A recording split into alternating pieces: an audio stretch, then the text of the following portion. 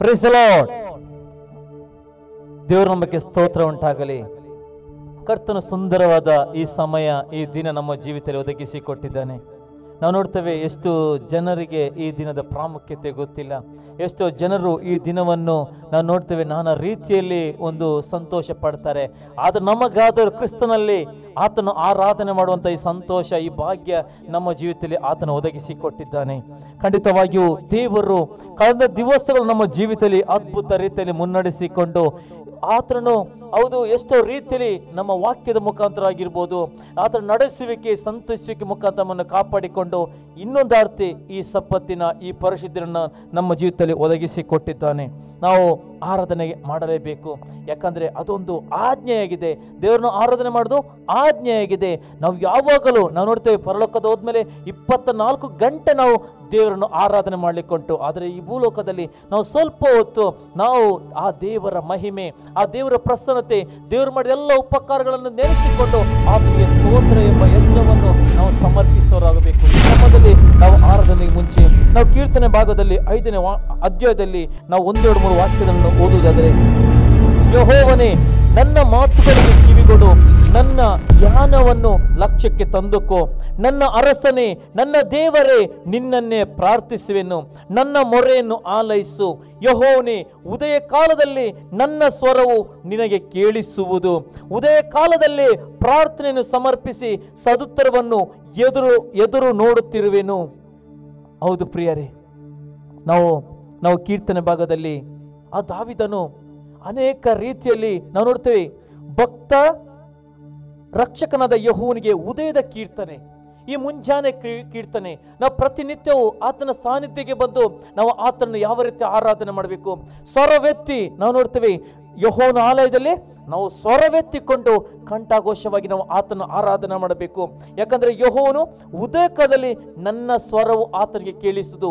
ನಾವು ಯಾವಾಗ ಆತುರದಲ್ಲಿ ನಾವು ಬಾಯಾರಿಕೆಯಲ್ಲಿ ನಾವು ಆತನ ಸಾನ್ನಿಧ್ಯದಲ್ಲಿ ಮುಂಜಾನೆ ಬಂದುಕೊಂಡು ಆತನ ಸಾನ್ನಿಧ್ಯವನ್ನು ನೋಡುತ್ತೇವೆ, ಆಗ ನಮ್ಮ ಸ್ವರ, ನಮ್ಮ ಪ್ರಾರ್ಥನೆ, ನಮ್ಮ ಕೂಗು, ನಮ್ಮ ಕಣ್ಣೀರು, ನಮ್ಮೆಲ್ಲ ಸಂಗತಿಗಳು ಆತನಿಗೆ ಕೇಳಿಕೊಂಡು ಅದಕ್ಕೆ ಆತನ ಸದುತ್ತರವನ್ನು ಕೊಡುವನಾಗಿದ್ದೇನೆ. ಅದಕ್ಕೆ ನಾವು ಈ ದಿನದಲ್ಲಿ ಈ ಮುಂಚಾನೆ ವೇಳೆ ನಮ್ಮ ಜೀವಿತದಲ್ಲಿ ಆತನ ಸಾನ್ನಿಧ್ಯಕ್ಕೆ ನಮ್ಮನ್ನು ಒಪ್ಪಿಸಿಕೊಂಡ ದೇವರೇ, ನಮ್ಮ ಆರಾಧನೆ ಕೇಳು. ದೇವರ ನಮ್ಮ ಪ್ರಾರ್ಥನೆ ಕೇಳು. ದೇವರ ನಮ್ಮ ಆರಾಧನೆಯಲ್ಲಿ ನಿನ್ನ ಒಂದು ಮಹಿಮೆಯು ಚಲಿಸಬೇಕು. ಮತ್ತು ಉದಯ ಕಾಲದಲ್ಲಿ ನನ್ನ ಪ್ರಾರ್ಥನೆಯನ್ನು ಸಮರ್ಪಿಸ್ತೇನೆ, ನನಗೆ ಉತ್ತರ ನಿನ್ನಿಂದಲೇ ಬೇಕು ಎಂಬುದು ಈ ರೀತಿಯಾಗಿ ನಾವು ಪ್ರಾರ್ಥನೆ ಮಾಡಬೇಕು. ಯಾಕಂದರೆ ಯಾವಾಗ ನಾವು ಒಂದು ಹೋರಾಟದಲ್ಲಿ ನಾವು ಒಂದು ಕರ್ತನ ಸಾನ್ನಿಧ್ಯದಲ್ಲಿ ಬೇಕೇ ಬೇಕು. ದೇವ, ಈ ಆರಾಧನೆ ಮುಖಾಂತರ ನಿನ್ನ ಮಹಿಮೆಯು ನಮ್ಮದಲ್ಲಿ ಇಳಿಯಬೇಕೆಂಬುದು ನಾವು ಈ ರೀತಿ ನಾವು ಪ್ರಾರ್ಥನೆ ಮಾಡೋದ್ರ ಖಂಡಿತವಾಗಿ ನಾವು ನೋಡ್ತೇವೆ. ಯಾಕೋಬನು ಹೇಳ್ತಾನೆ, ನನ್ನನ್ನು ಆಶ್ರಯ ಮಾಡದ ಹೊರತು ನಾನು ನಿನ್ನನ್ನು ಬಿಡುವುದೇ ಇಲ್ಲ ಎಂಬುದು ನಾವು ನೋಡ್ತೇವೆ. ಆ ರಾತ್ರಿ ಇಡೀ ಹೋರಾಟ ಮಾಡಿ ನಾವು ನೋಡ್ತೇವೆ ದೇವರು ಆತನನ್ನು ಜಯದಲ್ಲಿ ನಡೆಸಿದ್ದು ನೋಡ್ತೇವೆ. ಅದೇ ರೀತಿ ಪ್ರಿಯರೇ, ನಾವು ಆರಾಧನೆಯಲ್ಲಿ ಬಂದಿದ್ದೇವೆ. ಈ ಸಮಯದಲ್ಲಿ ನಾವು ಆರಾಧನೆಯಲ್ಲಿ ದೇವರು ಆತನನ್ನು ಆರಾಧಿಸುವುದಾದರೆ ಆತನು ನಮ್ಮೆಲ್ಲ ಪ್ರಾರ್ಥನೆಗೆ, ನಮ್ಮೆಲ್ಲ ಅಗತ್ಯತೆಗಳು, ನಮ್ಮೆಲ್ಲ ಕಣ್ಣೀರುಗಳಿರ್ಬೋದು, ನಮ್ಮೆಲ್ಲ ವೇದನೆಗಳಿರ್ಬೋದು, ಎಲ್ಲದಕ್ಕೂ ಆತನು ಉತ್ತರ ಕೊಡುವನಾಗಿದ್ದೇನೆ. ಅದಕ್ಕೆ ನಾವು ನೋಡ್ತೇವೆ ನಮ್ಮ ಆತ್ಮದಲ್ಲಿ ಒಂದು ಬಲ ಬರ್ತದೆ, ನಮ್ಮ ಆತ್ಮದಲ್ಲಿ ಒಂದು ವಿಶೇಷವಾದ ಚೈತನ್ಯ ತುಂಬಲ್ಪಡ್ತದೆ, ಮತ್ತೆ ನಮ್ಮ ಮನಸ್ಸು ಏಕಾಗ್ರತೆಯಲ್ಲಿ ನಾವು ಆತನ ನೋಡಲಿಕ್ಕೆ ಮಾತ್ರ ಸಾಧ್ಯ ಉಂಟು. ಅದಕ್ಕೋಸ್ಕರ ನಾವು ಎಷ್ಟು ಆರಾಧಿಸ್ತೇವೋ ನಾವು ನೋಡ್ತೀವಿ. ಆ ಮುಂಚಾನೆ ವೇಳೆ ಆಗಿರ್ಬೋದು, ನನ್ನ ಅರಸನೇ, ನನ್ನ ದೇವರೇ, ನಾನು ನಿನ್ನನ್ನು ಪ್ರಾರ್ಥಿಸ್ತೇನೆ, ನಾನು ನಿನ್ನನ್ನು ಕೊಂಡಾಡ್ತೇನೆ, ನಾನು ನಿನಗೆ ಮಹಿಮೆಯನ್ನು ಸಲ್ಲಿಸ್ತೇನೆ ಎಂಬುದು ನಾವು ತವಕದಲ್ಲಿ ಆ ಬಾಯಾರಿದ ಜಿಂಕೆ ಯಾವ ರೀತಿ ಆ ನೀರಿನ ತೊರೆಗಳು ಹೇಗೋ ಹಾಗೆ ನನ್ನ ಆತ್ಮದಲ್ಲಿ ನಾವು ತವಕಿಸ್ತಾ ಇರಬೇಕು. ನನ್ನ ಆತ್ಮದಲ್ಲಿ ಆತನ ಸಾನ್ನಿಧ್ಯವನ್ನು ನಾವು ಬಯಸುವರಾಗಬೇಕು. ಆಗ ಮಾತ್ರ ನಿಜವಾದ ಆ ದೇವರ ಒಂದು ಆ ಪ್ರಸನ್ನತೆಯಿಂದ ನಾವು ಭಾಗಿಯಾಗಲಿಕ್ಕೆ ಮಾತ್ರ ಸಾಧ್ಯ. ನಾವು ಅನೇಕ ಗಾರನ ಬರೀತಾನೆ. ಹೌದು, ನಾವು ನೋಡ್ತೇವೆ, ಒಂದು ದಿನ ಯೆಹೋವನ ಸನ್ನಿಧಿಯಲ್ಲಿ ಒಂದು ದಿನ 1000 ದಿನಕ್ಕಿಂತಲೂ ಅದು ಉತ್ತಮವಾಗಿದೆ. ಈ ಒಂದು ದಿನ ದೇವರು ಕೊಟ್ಟಿದ್ದಾನೆ, ಅದು ಎಷ್ಟೋ ರೀತಿಯಲ್ಲಿ 1000 ದಿನಕ್ಕಿಂತ ಅದು ಉತ್ತಮವಾಗಿದೆ, ಅದು ಬೆಲೆ ಉಳ್ಳದಾಗಿದೆ. ದೇವರು ಅದಕ್ಕೆ ಪ್ರತಿಫಲ ಕೊಟ್ಟೇ ಕೊಡ್ತೇನೆ. ನಾವು ಸುಮ್ಮನೆ ಬಂದು ಆರಾಧನೆ ಹೌದು ಯೋಗ್ಯ ರೀತಿಯಲ್ಲಿ ನಮ್ಮನ್ನು ನಾವು ಪರಿಪೂರ್ಣ ತಗ್ಗಿಸಿಕೊಂಡು ನಾವು ಆರಾಧನೆ ನಮ್ಮನ್ನು ತೊಡಗಿಸಿಕೊಳ್ಳುವುದಾದರೆ ಮಾತ್ರ ಕರ್ತನು ನಮ್ಮ ಆರಾಧನೆ ಮೆಚ್ಚುತ್ತಾನೆ, ನಮ್ಮ ಆರಾಧನೆ ಚಲಿಸ್ತಾನೆ, ನಮ್ಮ ಆರಾಧನೆ ಮುಖಾಂತರ ಒಂದು ಅದ್ಭುತ ಮಾಡ್ತಾನೆ. ಹೌದು ಪ್ರಿಯರೇ, ನೀವು ಯಾವುದೇ ಒಂದು ಸ್ಥಿತಿಗಳ ಸಂಗತಿಗಳಲ್ಲಿ ಇರಬಹುದು, ಯಾವುದೇ ರೀತಿಯ ವೇದನೆಗಳಿರ್ಬೋದು, ಆದರೆ ದೇವರನ್ನು ಆರಾಧನೆ ಬಿಟ್ಟು ಬಿಡಬೇಡಿ. ಯಾವತ್ತಿಗೂ ಬಿಟ್ಟು ಬಿಡಬೇಡಿರಿ.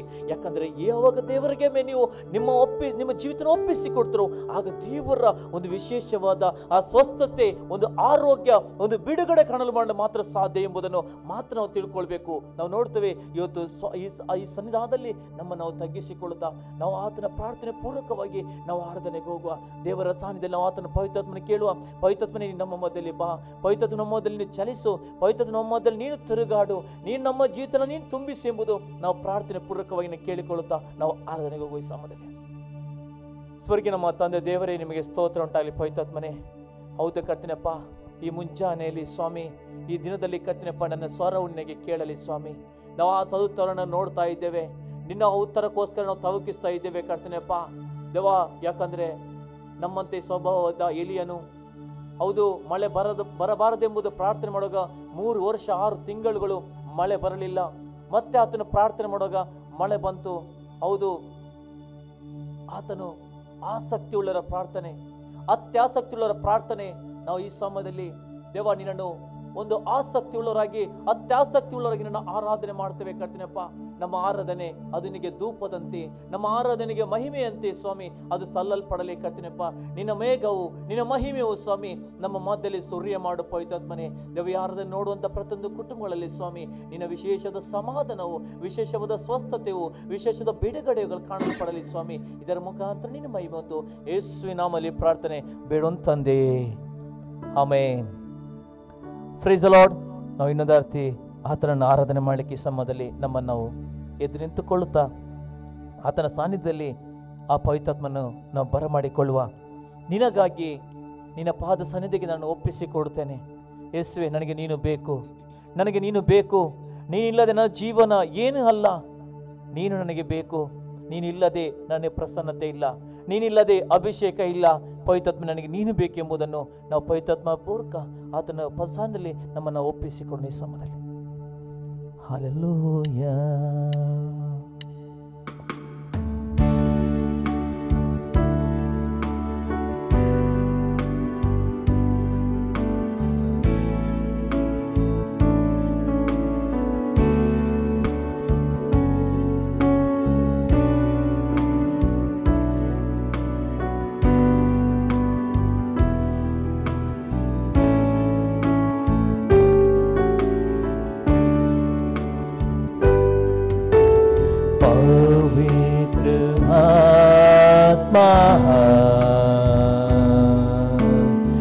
पवित्र आत्मा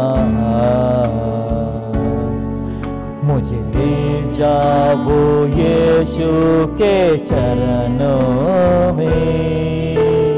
पवित्र आत्मा, पवित्र आत्मा, पवित्र आत्मा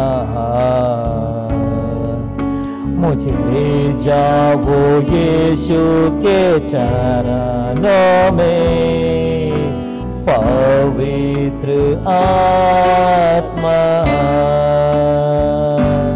सिर्फ तेरे लिए यीशु, तेरे लिए, सिर्फ तेरे लिए यीशु, तेरे लिए, सिर्फ तेरे लिए यीशु, तेरे लिए मैं हाथ उठाता हूँ। पवित्र आत्मा, पवित्र आत्मा मुझे ले जाओ यीशु के चरणों में। पवित्र आत्मा यीशु ही मार्ग है, यीशु ही सत्य है, यीशु ही जीवन है, यीशु मेरा प्रभु। ही मार्ग है, यीशु ही सत्य है, यीशु ही जीवन है,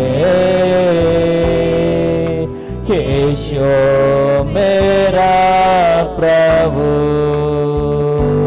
सिर्फ तेरे लिए यीशु तेरे लिए, सिर्फ तेरे लिए यीशु तेरे लिए, सिर्फ तेरे लिए यीशु तेरे लिए मैं सिर झुकाता हूँ।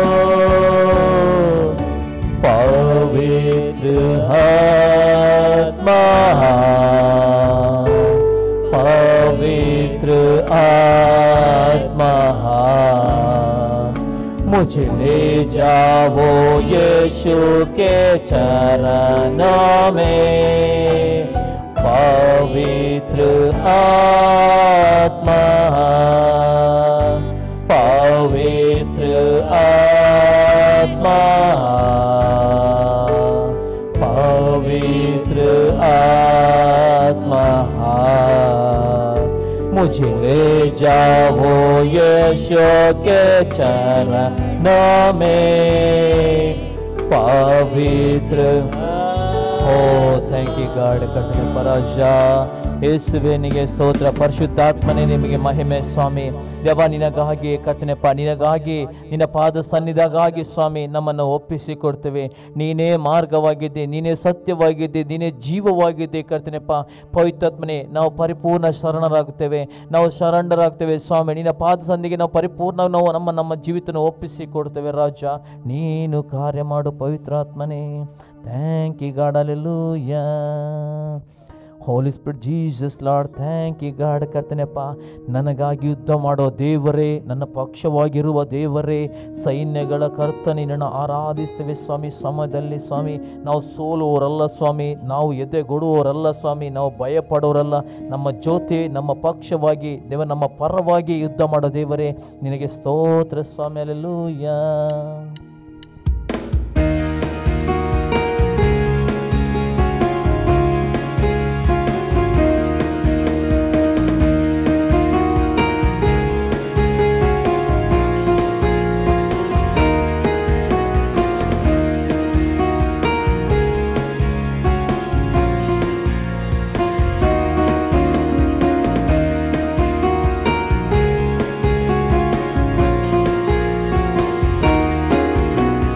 ನನಗಾಗಿ ಯುದ್ಧವ ಮಾಡುವ ಕರ್ತನು ನನ್ನ ಪಕ್ಷ ಇರುವನು.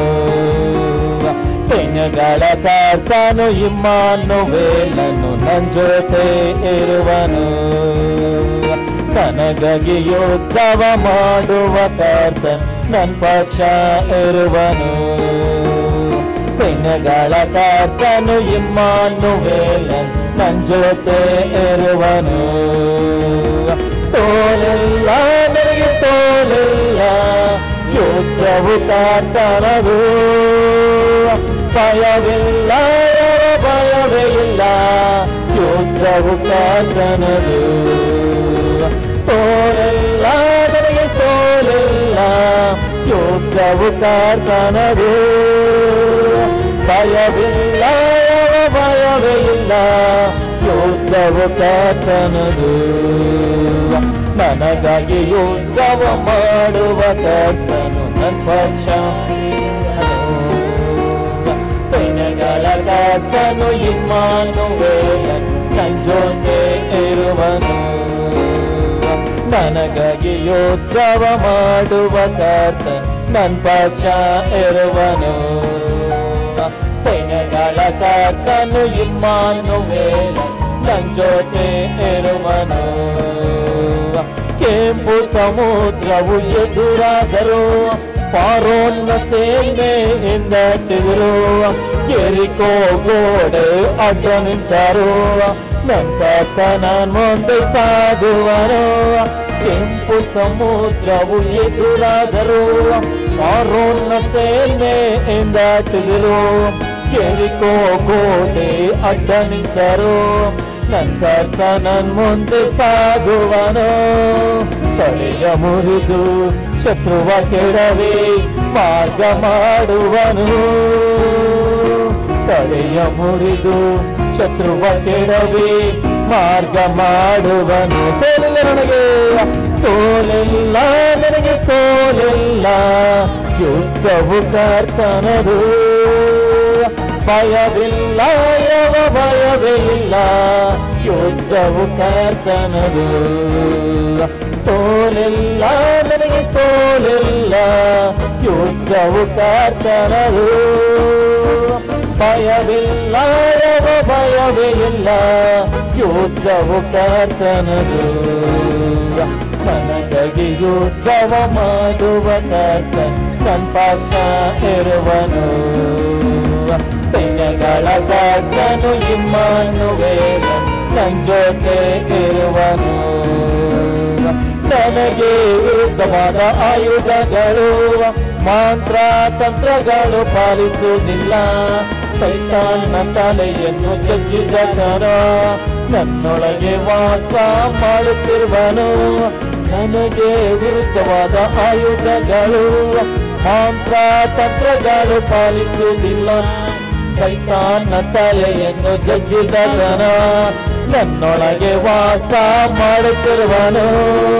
ಯೇಸುವಿನ ರಕ್ತದೇ, ಯೇಸುವಿನ ನಾಮದೇ ಜಯವು ಜಯ ನನಗೆ. ಯೇಸುವಿನ ರಕ್ತದೇ, ಯೇಸುವಿನ ನಾಮದೇ ಜಯವು ಜಯ ನನಗೆ. ಸೋಲಿಲ್ಲ ನನಗೆ, ಸೋಲಿಲ್ಲ. ಯೋದ್ಧವು ಕರ್ತನದು. ಹಲ್ಲೆಲೂಯಾ. ಭಯವಿಲ್ಲ, ಯಾವ ಭಯವಿಲ್ಲ. ಯುದ್ಧವು ಕರ್ತನದು. ಸೋಲಿಲ್ಲ ನನಗೆ, ಸೋಲಿಲ್ಲ. ಯುದ್ಧವು ಕರ್ತನದು. ಭಯವಿಲ್ಲ, ಯಾವ ಭಯವಿಲ್ಲ. ಯುದ್ಧವು ಕರ್ತನದು. ನನಗಾಗಿ ಯುದ್ಧವ ಮಾಡುವ ಕರ್ತ ನನ್ನ ಪಕ್ಷ ಇರುವನು. ಸೈನ್ಯಗಳ ಕರ್ತನು ಇಮ್ಮಾನುವೇಲ ನನ್ನ ಜೊತೆ ಇರುವನು. ಕೆಂಪು ಸಮುದ್ರವು ಎದುರಾದರೂ ಫರೋಹನ ಸೇನೆಯಿಂದ ಅಟ್ಟಿದರು. ಎರಿಕೋ ಗೋಡೆ ಅಡ್ಡ ನಿಂತರು, ನನ್ನ ಕರ್ತ ನನ್ನ ಮುಂದೆ ಸಾಗುವನು. ಕೆಂಪು ಸಮುದ್ರವು ಎದುರಾದರೂ ಫರೋಹನ ಸೇನೆಯಿಂದ ಅಟ್ಟಿದರು. ಎರಿಕೋ ಗೋಡೆ ಅಡ್ಡ ನಿಂತರು, ನನ್ನ ಕರ್ತ ನನ್ನ ಮುಂದೆ ಸಾಗುವನು. ತೊಡೆಯ ಮುರಿದು ಶತ್ರುವ ಕೆಳವಿ ಮಾರ್ಗ ಮಾಡುವನು. ತೊಡೆಯ ಮುರಿದು ಶತ್ರುವ ಕೆಳವಿ ಮಾರ್ಗ ಮಾಡುವನು. ಸೋಲಿಗೆ ಸೋಲಿಲ್ಲ ನನಗೆ, ಸೋಲಿಲ್ಲ. ಯುದ್ಧವು ಕರ್ತನದು. ಭಯವಿಲ್ಲ, ಯಾವ ಭಯವೇ ಇಲ್ಲ. ಯುದ್ಧವು ಕರ್ತನದು. ಸೋಲಿಲ್ಲ ನನಗೆ, ಸೋಲಿಲ್ಲ. ಯುದ್ಧವು ಕರ್ತನದು. ಭಯವಿಲ್ಲ, ಭಯವಿಲ್ಲ. ಯುದ್ಧವು ಕರ್ತನದು. ಸೋಲಿಲ್ಲ ನನಗೆ, ಸೋಲಿಲ್ಲ. ಹೌದು ಸ್ವಾಮಿ, ನಮಗೆ ಸೋಲುಗಳಿಲ್ಲ ಸ್ವಾಮಿ. ನಮಗೆ ಪ್ರತಿದಿನವೂ ಜಯ, ಪ್ರತಿನಿತ್ಯವೂ ಜಯದಲ್ಲಿ ದೇವರಾಗಿದ್ದಾನೆ. ಯಾವುದೇ ಕೆಟ್ಟ ಸಂಬಂಧಗಳು ಬರಲಿ ಸ್ವಾಮಿ. ಯಾವುದೇ ರೀತಿಯ ಪರೋನ ಸೇವೆಗಳು ಹಿಂದಾಕಿದ್ರು ನಮಗೆ ಧೈರ್ಯದಲ್ಲಿ ಮುನ್ನಡೆಸುವ ದೇವರು. ಎರಿಕೆ ಕೋಟೆಗಳ ಸಂಗತಿಗಳನ್ನು ಬಿಡುಗಡೆ ಮಾಡುವ ದೇವರು ನಮ್ಮ ಜೊತೆ ಇದ್ದರೆ ನಮಗೆ ವಿರುದ್ಧವಾದ ಯಾವುದೇ ಸೈತಾನ ಶಕ್ತಿ ನಾಶ ಮಾಡುವ ದೇವರು ನಮ್ಮ ಒಳಗೆ ದೇವರ ಆತ್ಮನ ಮುಖಾಂತರ ದೇವರು ನಮಗೆ ತುಂಬಿಸತಕ್ಕಾಗಿ ಸ್ತೋತ್ರ ಹೇಳ್ತೀವಿ. ನನಗೆ ವಿರುದ್ಧವಾಗಿ ನಮ್ಮ ಯಾವುದೇ ಕುಟುಂಬದ ವಿರುದ್ಧವಾಗಿ ಯಾವುದೇ ರೀತಿಯಲ್ಲಿ ಇರಬಹುದು, ಅದಕ್ಕೆ ಎಲ್ಲ ಸೈತಾನ ಕೋಟೆಗಳು ನಾಶ ಮಾಡೋ ದೇವರು ನನ್ನೊಳಗೆ ಇದ್ದಾನೆ, ನನ್ನಲ್ಲಿ ವಾಸ ಮಾಡ್ತಾನೆ. ಯೇಸುವಿನ ರಕ್ತದಲ್ಲಿ ಜಯ, ಯೇಸುವಿನ ವಾಕ್ಯದಲ್ಲಿ ಜಯ, ಯೇಸುವಿನ ಹೆಸರಿನಲ್ಲಿ ನಮಗೆ ಜಯ ಜಯ ಕೊಡುವ ದೇವರೇ, ನೀನು ನಮ್ಮ ಜೊತೆಲಿರುವಾಗ ನಾವು ಸೋಲುವವರಲ್ಲ, ನಾವು ಎದೆಗೊಳ್ಳುವವರಲ್ಲ, ನಾವು ಭಯಪಡುವವರಲ್ಲ, ನಾವು ದಿಗ್ಭ್ರಮೆಗೊಳ್ಳುವವರಲ್ಲ ಸ್ವಾಮಿ. ಯಾಕಂದ್ರೆ ವಾಕ್ಯ ಹೇಳ್ತದೆ, ಹೌದು, ನಾನೇ ನಿನ್ನೊಂದಿಗಿದ್ದೇನೆ, ದಿಗ್ಭ್ರಮೆಗೊಳ್ಳಬೇಡ, ಭಯ ಪಡಬೇಡ, ನಾನೇ ನಿನ್ನ ದೇವರೆಂಬುದು ನಮಗೆ ಧೈರ್ಯವನ್ನು ತುಂಬಿಸುವಂತ ದೇವರೇ, ನಿನಗೆ ಮಹಿಮೆ ಸ್ವಾಮಿ. ದೇವ, ನಮ್ಮ ಪಕ್ಷವಾಗಿ ನಮ್ಮ ಪರವಾಗಿ ಯುದ್ಧ ಮಾಡೋ ದೇವರೇ ಸ್ವಾಮಿ. ಯೆಹೋಷಾಫಾಟನೊಟ್ಟಿಗೆ ನೀನು ಇದ್ದುಕೊಂಡು ಯುದ್ಧ ಮಾಡೋ ದೇವರು, ಮೋಶೆಯೊಟ್ಟಿಗೆ ನೀನು ಇದ್ದುಕೊಂಡು ಯುದ್ಧ ಮಾಡೋ ದೇವರೇ ಸ್ವಾಮಿ. ದೇವ, ಹೌದು ಕತ್ರಪ್ಪ, ದಾವೀದನ ಜೊತೆ ನೀನು ಇದ್ದುಕೊಂಡು ಯುದ್ಧ ಮಾಡೋ ದೇವರು, ಇವತ್ತು ನಮ್ಮ ಪರವಾಗಿ ನಮ್ಮ ಜೊತೆಯಲ್ಲಿ ಯುದ್ಧ ಮಾಡೋ ದೇವರು ನೀನೇ, ಸೈನ್ಯಗಳ ಕರ್ತನು ಸ್ವಾಮಿ. ನೀನೊಬ್ಬನೇ ಮಹಿಮೆಯಾರಾಗಿ ಅರಸನಾಗಿರುವ ದೇವರು, ನಿನಗೆ ಸ್ತೋತ್ರ ಸಲ್ಲಿಸುತ್ತೇವೆ ಸ್ವಾಮಿ. ಕರ್ತನಿಗೆ ಮಹಿಮೆ ಸ್ವಾಮಿ. ಅಪ್ಪ, ನೀನೊಬ್ಬನೇ ದೇವ. ಪರಲೋಕದಲ್ಲಿ ತಂದೆ ಬಲಪಾಶ ಎದ್ದುಕೊಂಡು ನಮಗೋಸ್ಕರ ವಿಜ್ಞಾಪನೆ ಮಾಡುವಂತ ಯೇಸುವೆ, ನಾವು ಹೇಳುತ್ತೇವೆ ಸಮಯದಲ್ಲಿ, ಪರಲೋಕದಲ್ಲಿರುವ ತಂದೆ, ನಿನ್ನ ನಾಮದ ಪರಿಶುದ್ಧವಾದದ್ದು, ಅದು ಸ್ತುತಿ ಸ್ತೋತ್ರಕ್ಕೆ ಯೋಗ್ಯವಾದದ್ದು, ಮಾನ ಮಹಿಮೆಗೆ ಅದು ಯೋಗ್ಯವಾದದ್ದು, ಅದು ಪ್ರತಿನಿತ್ಯವೂ ನಮ್ಮ ಜೀವಿತದಲ್ಲಿ ಕ್ಷಮಿಸುವಂಥದ್ದು, ಅದು ನಿನ್ನ ನಾಮವಾಗಿದೆ ಎಂಬುದು ದೇವ. ನಿನ್ನ ಚಿತ್ತ ಪರಲೋಕದಲ್ಲಿ ನೆರವೇರೋ ಪ್ರಕಾರ ನಮ್ಮೊಬ್ಬರ ಜೀವಿತಲ್ಲೂ ನೆರವೇರುವುದಕ್ಕೋಸ್ಕರ ದೇವ, ನಿನ್ನ ಬಾಗಿಲುಗಳು ತೆರೆಯಲ್ಪಡಬೇಕಾಗಿ ನಾವು ಪ್ರಾರ್ಥಿಸಿಕೊಳ್ಳುತ್ತೇವೆ ಸ್ವಾಮಿ. ದೇವ, ಇನ್ನೊಂದಾಗಿ ಕಣ್ಣುಗಳನ್ನು ಮುಚ್ಚಿಕೊಳ್ಳುವ ಈ ಕೊನೆ ಭಾಗದಲ್ಲಿ ನಾವು ಪರಿಪೂರ್ಣವಾಗಿ ಒಂದು ಅರ್ಥಗರ್ಭಿತವಾಗಿ ಆ ಒಂದು ಆರಾಧನೆಯಲ್ಲಿ ಆ ಪರಿಶುದ್ಧಾತ್ಮನಲ್ಲಿ ನಾವು ಪ್ರಾರ್ಥಿಸಿಕೊಳ್ಳುವ. ಪರಲೋಕದಲ್ಲಿರುವ ತಂದೆ, ಪರಿಶುದ್ಧವಾದ ನಿನ್ನ ನಾಮವು ಅದು ಆರಾಧನೆಗೆ ಯೋಗ್ಯ ಎಂಬುದು ನಿನ್ನ ಆರಾಧಿಸ್ತೇವೆ ಸ್ವಾಮಿ.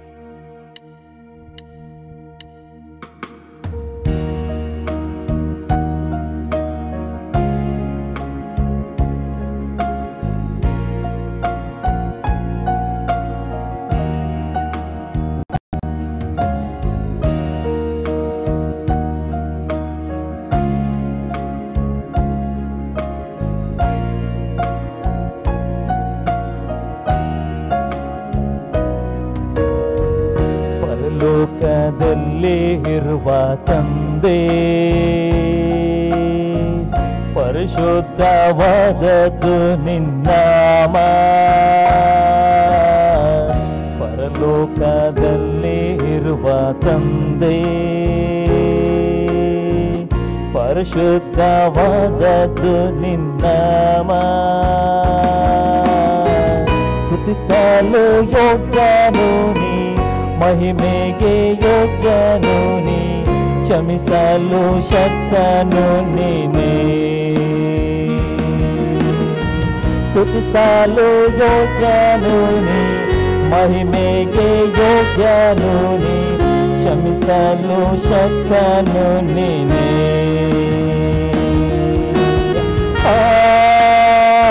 ಆರಾಧನೆ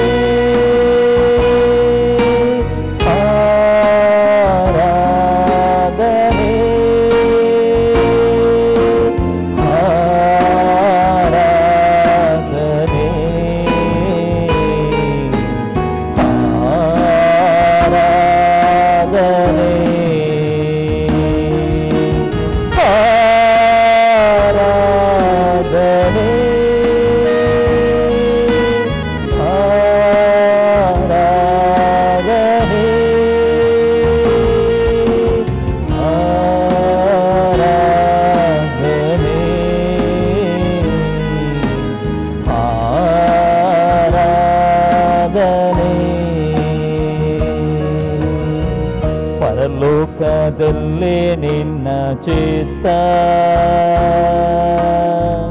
ನಿತ್ಯವೂ ನೆರವೇರುವಂತೆ, ಪರಲೋಕದಲ್ಲಿ ನಿನ್ನ ಚಿತ್ತ ನಿತ್ಯವೂ ನೆರವೇರುವಂತೆ, ಭೂಲೋಕದಲ್ಲಿಯೋ ನನ್ನಲ್ಲಿಯೋ ದೇವ ನಿಂಚಿತ್ತ ನೆರವೇರಲಿ. ಭೂಲೋಕದಲ್ಲಿಯೋ ನನ್ನಲ್ಲಿಯೋ ದೇವ ನಿಂಚಿತ್ತ ನೆರವೇರಲಿ.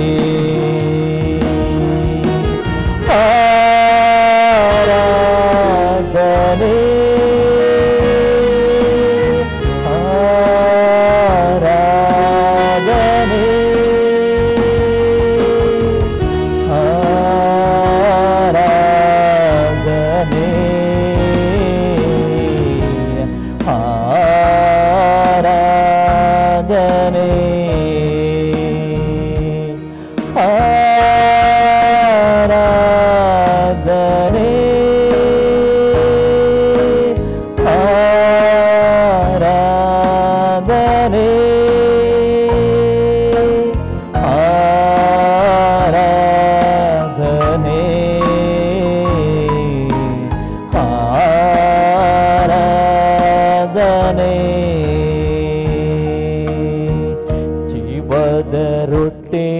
ನೀನೇ ದೇವಾ, ಜೀವ ಜಲವು ನೀನೇ ದೇವಾ, ಜೀವದ ರೊಟ್ಟಿ ನೀನೇ ದೇವಾ, ಜೀವ ಜಲವು ನೀನೇ ದೇವಾ, ಅನುದಿನದ ಆಹಾರವ ನನಗೆ ನೀಡು ದೇವಾ, ನೀಡು ನಿನ್ನಾತ್ಮ ನನಗೆ. ಅನುದಿನದ ಆಹಾರವ ನನಗೆ ನೀಡು ದೇವಾ, ನೀಡು ನಿನ್ನಾತ್ಮ ನನಗೆ.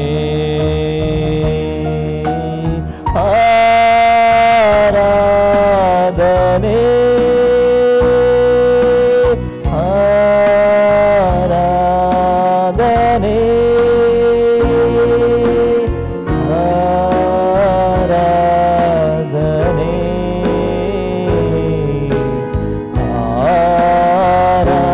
ಆರಾಧನೆ ಆರಾಧನೆ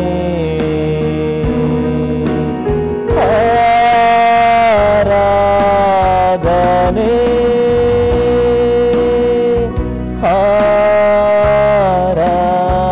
ಆರಾಧನೆ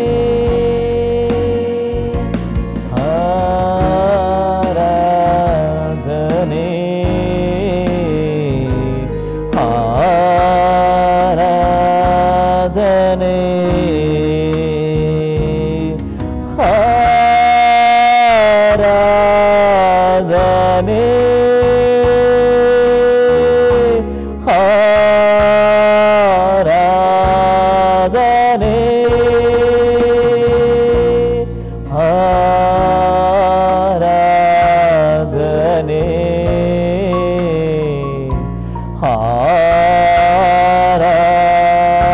ಆರಾಧನೆ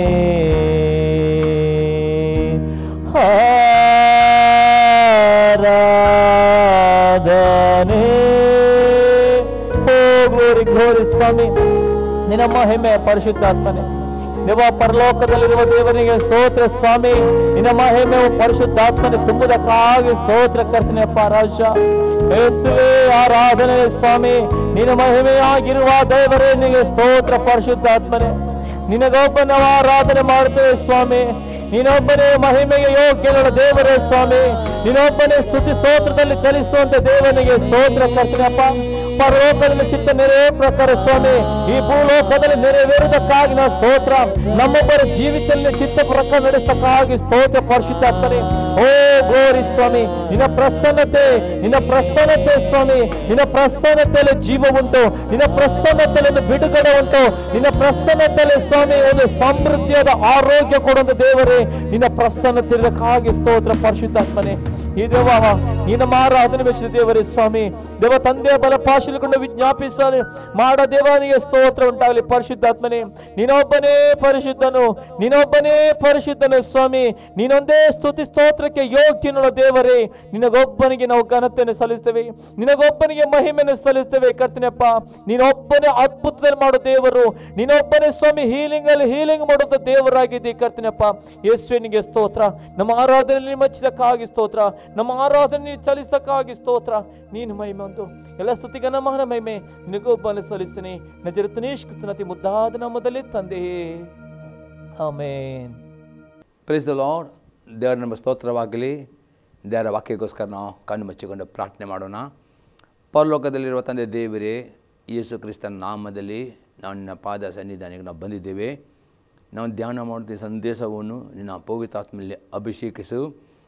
ಪವಿತ್ರಾತ್ಮ ನಾನು ನಿನ್ನ ಸ್ವಾಗತಿಸ್ತೇನೆ. ನಿನ್ನ ಒಳ್ಳೆಯ ಬೋಧಕನಾಗಿದ್ಕೊಂಡು ಇವತ್ತಿನ ಸಂದೇಶದ ಮುಖಾಂತರ ನಿನ್ನ ಜನಸಂಗಡ ಮಾತನಾಡು ಪವಿತ್ರಾತ್ಮನೇ. ಈ ವಾಕ್ಯ ಕೇಳುವ ಪ್ರತಿಯೊಂದು ಆತ್ಮಗಳಿಗೆ ಜೀವವನ್ನು, ಪ್ರೋತ್ಸಾಹವನ್ನು, ಭಕ್ತಿ ಅಭಿವೃದ್ಧಿಯನ್ನು ಮತ್ತು ಬಿಡುಗಡೆಯನ್ನು ಉಂಟು ಮಾಡಿ ನಾನು ಬಿಡುಕೊಳ್ತೇನೆ ಯೇಸು ಕ್ರಿಸ್ತನ ನಾಮದಲ್ಲಿ, ಆಮೇನ್. ಇವತ್ತು ನಾನು ಧ್ಯಾನ ಮಾಡ್ತೇವೆ ಪೇತ್ರನ ಬರೆದ ಮೊದಲನೇ ಪತ್ರಿಕೆ, ಅದರಲ್ಲಿ 3ನೇ ಅಧ್ಯಾಯದಲ್ಲಿ 8 ಮತ್ತು 9ನೇ ವಾಕ್ಯ. First Peter chapter 3 verse 8 and 9. ಕಡೆಗೆ ನೀವೆಲ್ಲರೂ ಏಕಮನಸ್ಸುಳ್ಳವರಾಗಿರಿ, ಪರರ ಸುಖ ದುಃಖಗಳಲ್ಲಿ ಸೇರುವವರಾಗಿರಿ, ಅಣ್ಣ ತಮ್ಮದಂತೆ ಒಬ್ಬರನ್ನೊಬ್ಬರು ಪ್ರೀತಿಸಿರಿ, ಕರುಣೆಯು ದೀನಭಾವವು ಉಳ್ಳವರಾಗಿರಿ, ಅಪಕಾರಕ್ಕೆ ಅಪಕಾರವನ್ನು, ನಿಂದೆಗೆ ನಿಂದೆಯನ್ನು ಮಾಡದೆ ಆಶೀರ್ವದಿಸಿರಿ. ಇದಕ್ಕಾಗಿ ದೇವರು ನಿಮ್ಮನ್ನು ಕರೆದನಲ್ಲ. ಹೀಗೆ ಮಾಡುವುದಾದರೆ ನೀವು ಆಶೀರ್ವಾದವನ್ನು ಬಾಧ್ಯವಾಗಿ ಹೊಂದುವಿರಿ. ಇಲ್ಲಿ ಪೇತ್ರನು ಇಲ್ಲಿ ಅತಿ ಸ್ಪಷ್ಟವಿರ್ತಾನೆ. ಈ ಕಡೆಗೆಲ್ಲರೂ ಏಕಮನಸ್ಸಲ್ಲಿ ಇಲ್ಲಿ ಈ ರೀತಿಯಲ್ಲಿ ಜೀವಿಸುವುದಾದರೆ ಆಶೀರ್ವಾದವನ್ನು ಬಾಧ್ಯವಾಗಿ ಹೊಂದುತ್ತಾರೆ ಎಂಬುದು ಪೇತ್ರನು ಹೇಳ್ತಾನೆ. ಹಾಗಾದರೆ ಈ ವಾಕ್ಯದಲ್ಲಿ ನಾವು 7 ಸಂಗತಿಗಳನ್ನು ಗಮನಿಸ್ತೇವೆ. 7 ಸಂಗತಿಗಳು ನಿಮ್ಮ ಜೀವಿತದಲ್ಲಿ ನೀವು ಅಳವಡಿಸುವುದಾದರೆ ಪೇತ್ರನು ಹೇಳ್ತಾನೆ ನೀವು ಆಶೀರ್ವಾದವನ್ನು ಬಾಧ್ಯ ಹೊಂದುತ್ತೀರಿ ಎಂಬುದಾಗಿ. ಆದರೆ ಯಾವ್ಯಾವ ಸಂಗತಿ ಮಾಡಬೇಕನ್ನ ನೋಡೋಣ ಪ್ರೇರೆ. ಮೊದಲನೇ ಸಂಗತಿ ಆಗಿದೆ ಏಕ ಮನಸ್ಸುಳ್ಳವರಾಗಬೇಕು. ನಾನು ನೋಡ್ತೇವೆ ಮತ್ತಾಯನ ಬರೆಸುವ ವಾರ್ತೆ 18ನೇ ಅಧ್ಯಾಯದಲ್ಲಿ 19ನೇ ವಾಕ್ಯ. Matthew gospel chapter 18 verse 19. ಇದಲ್ಲದೆ ನಿಮ್ಮಲ್ಲಿ ಇಬ್ಬರು ತಾವು ಬೇಡಿಕೊಳ್ಳತಕ್ಕ ಯಾವುದಾದ್ರೂ ಒಂದು ಕಾರ್ಯದ ವಿಷಯವಾಗಿ ಭೂಲೋಕದಲ್ಲಿ ಒಂದೇ ಮನಸ್ಸುಳ್ಳವರಾಗಿದ್ದರೆ ಅದು ಪರಲೋಕದಲ್ಲಿರುವ ನನ್ನ ತಂದೆಯಾದ ಅವರಿಗೆ ಆಗುವುದೆಂದು ನಿಮಗೆ ಹೇಳುತ್ತೇನೆ. ಇಲ್ಲಿ ಏಕ ಮನಸ್ಸು ಯಾಕೆ ಬೇಕು ಎಂದರೆ ಇಲ್ಲಿ ಯೇಸು ಕ್ರಿಸ್ತನೇ ನೀವು ಮಾಡುವ ಪ್ರಾರ್ಥನೆಯು ಅತಿ ಬೇಗವಾಗಿ ಅದರ ಉತ್ತರ ಸಿಗಬೇಕಾದರೆ ಯೇಸು ಕ್ರಿಸ್ತನೇ ಈ ಭೂಲೋಕದಲ್ಲಿ ತಾವು ಬೇಡಿಕೊಳ್ಳತಕ್ಕ ಯಾವುದೋ ಒಂದು ಕಾರ್ಯದಲ್ಲಿ ಇಬ್ಬರು ಒಂದೇ ಮನಸ್ಸಿನಿಂದ ಪ್ರಾರ್ಥನೆ ಮಾಡೋದಾದರೆ ಆ ಪ್ರಾರ್ಥನೆಯವರು ಕೇಳುತ್ತಾನೆ ಎಂಬುದಾಗಿ. ಹಾಗಾದರೆ ಇವತ್ತು ನಿಮಗೆ ಆಶೀರ್ವಾದ ನಿಮಗೆ ಸಿಗಬೇಕಾದರೆ ನೀವು ಪ್ರಾರ್ಥನೆ ಮಾಡೋ ಒಂದು ಪಾರ್ಟ್ನರ್ ನಿಮಗೆ ಬೇಕು. ಅವರೊಟ್ಟಿಗೆ ಒಂದೇ ಮನಸ್ಸಿನಿಂದ ನೀವು ಪ್ರಾರ್ಥನೆ ಮಾಡುವವರಾಗಬೇಕು. ಆ ಏಕ ಮನಸ್ಸಿನಿಂದ ಪ್ರಾರ್ಥನೆ ಮಾಡಿ ಆ ಪ್ರಾರ್ಥನೆ ಕೇಳುತ್ತಾನೆ ಎಂಬುದರಲ್ಲಿ ಯೇಸು ಕ್ರಿಸ್ತನು ಹೇಳುತ್ತಾನೆ. ಅದಕ್ಕೋಸ್ಕರ ಪೇತ್ರನು ಹೇಳ್ತಾನೆ ನಿಮಗೆ ಆಶೀರ್ವಾದ ಬೇಕಾದರೆ ನೀವು ಪ್ರಾರ್ಥನೆ ಮಾಡೋ ಜೊತೆಯಲ್ಲಿ ಏಕ ಮನಸ್ಸುಳ್ಳವರಾಗಬೇಕು. ನಿಮಗೆ ಭೇದ ಭಿನ್ನಾಭಿಪ್ರಾಯಗಳು ಇರಬಾರದು ಎಂಬುದಾಗಿ ಪೇತ್ರನು ಹೇಳ್ತಾನೆ. ಇನ್ನೊಂದು ಎಕ್ಸಾಂಪಲ್ ನೋಡ್ತೇವೆ. ಅಪೊಸ್ತಲರ ಕೃತ್ಯ 2ನೇ ಅಧ್ಯಾಯದಲ್ಲಿ 42ನೇ ವಾಕ್ಯ. Acts chapter 2 verse 42.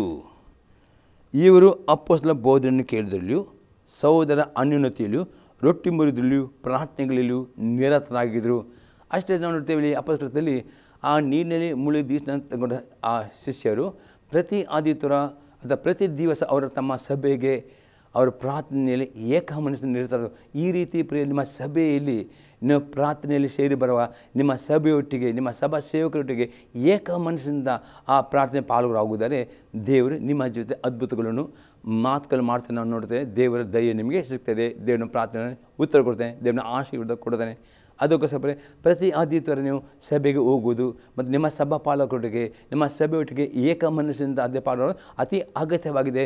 ದೇವರ ದಯೆ ನಿಮಗೆ ಸಿಗಬೇಕಾದರೆ ದೇವರ ಅದ್ಭುತಗಳು ಮಾಡಬೇಕನ್ನೆಲ್ಲ ನೋಡುತ್ತೇವೆ. ಇನ್ನೊಂದು ಎಕ್ಸಾಂಪಲ್ ನೋಡ್ತೇವೆ. ಪೇತ್ರನು ಬರೆದ ಮೊದಲನೇ ಪತ್ರಿಕೆ 3ನೇ ಅಧ್ಯಾಯದಲ್ಲಿ 6 ಮತ್ತು 7ನೇ ವಾಕ್ಯ. 1 Peter ಚಾಪ್ಟರ್ 3 ವರ್ಸ್ 6 and 7. ಸಾರಲು ಹಾಗೆ ಅಬ್ರಹಾಮನಿಗೆ ವಿಧೇಯನಾಗಿದ್ದು ಅವನನ್ನು ಯಜಮಾನ ಎಂದು ಕರೆದಳು ಎಂದು ಬರೆದಿದೆ. ನೀವು ಸಾರಲ ಕುಮಾರ್ತೆಗಳಿಗಿದ್ದೀರಲ್ಲ.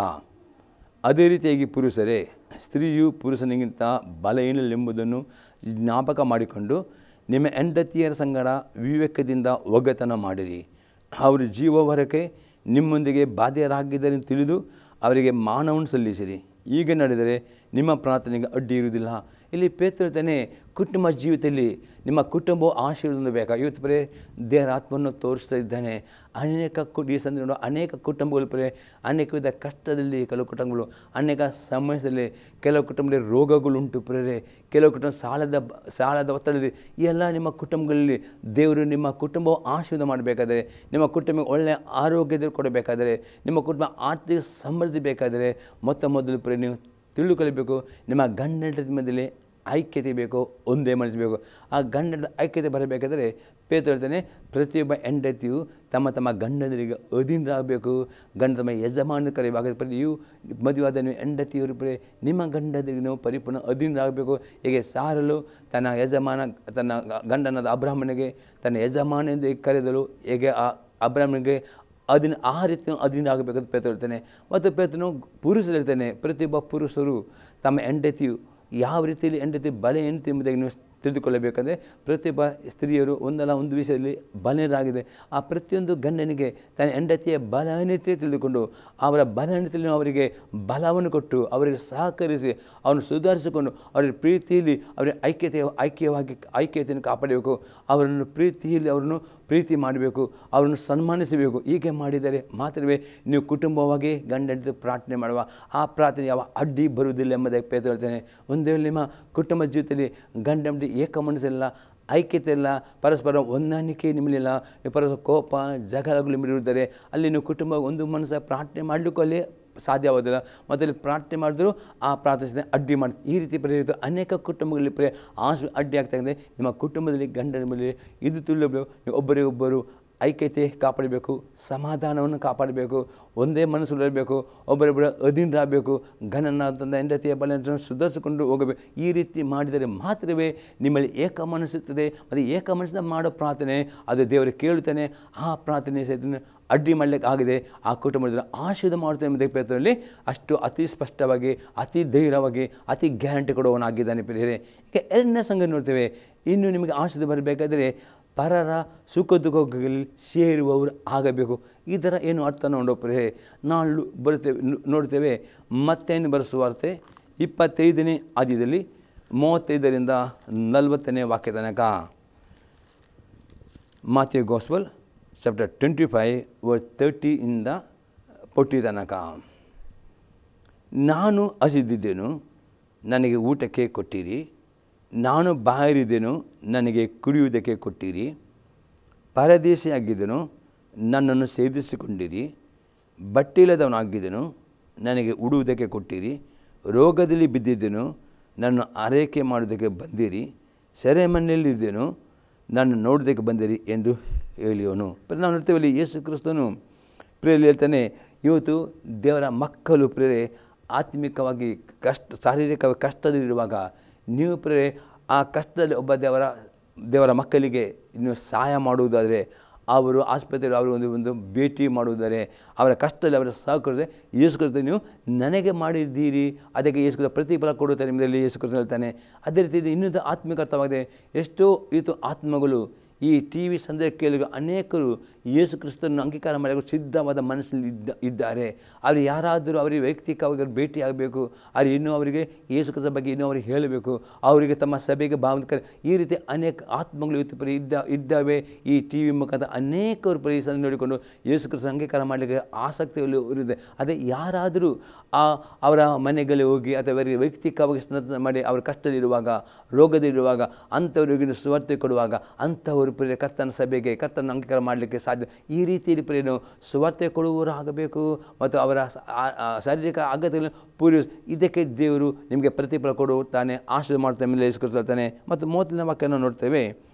ಅದೇ ನೀತಿವಂತರು, ಸ್ವಾಮಿ, ಯಾವಾಗ ನೀನು ಹಸಿದುದನ್ನು ಕಂಡು ನಿನಗೆ ಊಟಕ್ಕೆ ಕೊಟ್ಟೆವು, ಇಲ್ಲವೇ ನೀನು ಬಾರಿದನ್ನು ಕಂಡು ಕುಡಿಯುವುದೇ ಕೊಟ್ಟೆವು, ಯಾವಾಗ ನೀನು ಪರದೇಶಿಯಾಗಿ ಇರುವುದನ್ನು ಕಂಡು ಸೇರಿಸಿಕೊಂಡೆವು, ಇಲ್ಲವೇ ನಿನಗೆ ಬಟ್ಟೆ ಇಲ್ಲದನ್ನು ಕಂಡು ಉಡುವುದಕ್ಕೆ ಕೊಟ್ಟೆವು, ಯಾವಾಗ ನೀನು ರೋಗದಲ್ಲಿ ಬಿದ್ದದ್ದನ್ನು ಅಥವಾ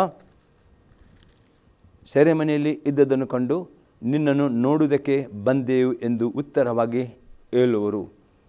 ಅದೇ ಅರಸನು, ಈ ನನ್ನ ಸಹೋದರರಲ್ಲಿ ಕೇವಲ ಅಲ್ಪನಾದವನೊಬ್ಬನಿಗೆ ಏನೇನು ಮಾಡಿದಿರೋ ಅದು ನನಗೂ ಮಾಡಿದ ಆಗಾಯಿತು ಎಂದು ನಿಮಗೆ ಸತ್ಯವಾಗಿ ಹೇಳುತ್ತೇನೆ ಅನ್ನುವನು. ಅತಿ ಸ್ಪಷ್ಟವಾದ ಇವತ್ತು ನೀವು ಈ ಲೋಕದಲ್ಲಿ ನಿಮಗೆ ಆಶೀರ್ವಾದ ಬರಬೇಕಾ?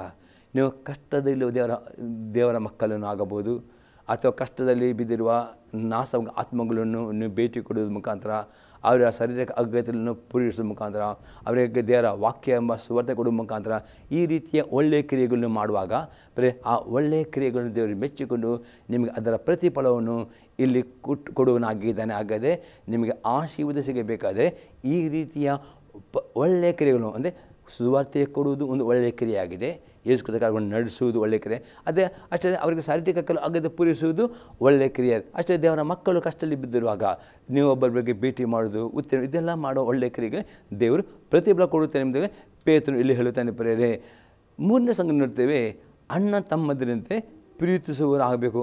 ಅದು ಏನು ಅರ್ಥ ನೋಡೋ ಪ್ರಿಯರೇ, ರೋಮ ಪೌರದವರಿಗೆ ಪತ್ರಿಕೆ 13ನೇ ಅಧ್ಯಾಯದಲ್ಲಿ 8ರಿಂದ 10ನೇ ವಾಕ್ಯ ತನಕ. Romans chapter 13 verse 8 to 10. ಒಬ್ಬರನ್ನೊಬ್ಬರು ಪ್ರೀತಿಸಬೇಕೆಂಬ ಋಣವೇ ಹೊರತು ಬೇರೆ ಯಾವ ಸಾಲವು ನಿಮಗೆ ಇರಬಾರದು. ಪ್ರೇರೆ, ಇವತ್ತು ಅಣ್ಣ ತಮ್ಮದೇ ಪ್ರೀತಿ ಆಗಿದೆ. ನೀವು ಯಾರ ಥರನೂ ಸಾಲವನ್ನು ತೆಗೆದುಕೊಳ್ಳುತ್ತಾರೆ, ಆ ಸಾಲವನ್ನು ನೀವು ಅವರಿಗೆ ಕೊಟ್ಟ ಮಾತಿನ ಪ್ರಕಾರ ಅವರಿಗೆ ಹಿಂತಿರುಗಿಸುವರಾಗಬೇಕು.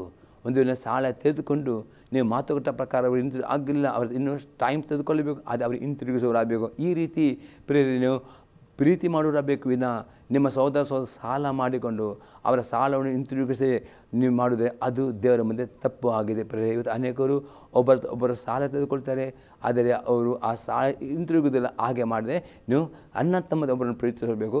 ಒಬ್ಬರು ಇನ್ನೊಬ್ಬರು ಸಾಲ ಕೊಡುವುದಾರೆ, ಆ ಮಾತು ಕೊಟ್ಟಾಗಿ ಸಾಲ ತೀರಿಸೋ ರೀತಿ ಒಬ್ಬರೊಬ್ಬರನ್ನು ಪ್ರೀತಿಸಬೇಕೆಂಬ ಋಣ ಹೊರತು ಯಾವ ಸಾಲವೂ ನೀವು ನಿಮಗೆ ಇರಬಾರದು.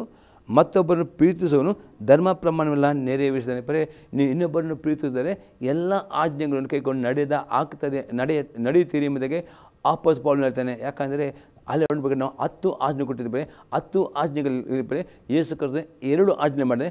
ಅದರಲ್ಲಿ ಮೊದಲ 5 ಆಜ್ಞೆಗಳು ಅದು ನಿಮ್ಮ ತಂದೆ ದೇವರನ್ನು ಸಂಪೂರ್ಣ ಹೃದಯದಿಂದ, ಪ್ರಾಣದಿಂದ, ಬುದ್ಧಿಯಿಂದ ಸಕ್ತ ಪ್ರೀತಿ ಮಾಡಬೇಕೆಂಬುದಾಗಿ ಉಂಟು. ಉಳಿದ ಆಜ್ಞೆಗಳು ನಿನ್ನ ಪ್ರೀತಿ ಮಾಡಬೇಕೆಂಬ ಆಜ್ಞೆ. ಆ 2ನೇ ಆಜ್ಞೆ ಇಲ್ಲಿ ನೀವು ನೀವು ಒಬ್ಬರನ್ನು ಪ್ರೀತಿಸಿದರೆ ಎಲ್ಲ ಧರ್ಮಶಾಸ್ತ್ರ ಆಜ್ಞೆಗಳನ್ನು ಕೈಕೊಂಡು ನಡೆದಾಗ್ತದೆ. ಅದಕ್ಕೆ ಆತನು ಹೇಳ್ತಾನೆ, ಹೇಗೆಂದರೆ ವ್ಯಭಿಚಾರ ಮಾಡಬಾರದು, ನರತ್ಯ ಮಾಡಬಾರದು, ಕದಿಯಬಾರದು, ಪರಸೊತ್ತನ್ನು ಆಶಿಸಬಾರದು. ಈ ಮೊದಲು ಎಲ್ಲ ಕಟ್ಟೆಗಳು ನಿನ್ನ ನೆರೆಯವನನ್ನು ನಿನ್ನಂತೆಯೇ ಪ್ರೀತಿಸಬೇಕೆಂಬ ಒಂದೇ ಮಾತಿನಲ್ಲಿ ಅಡಕವಾಗಿದೆ.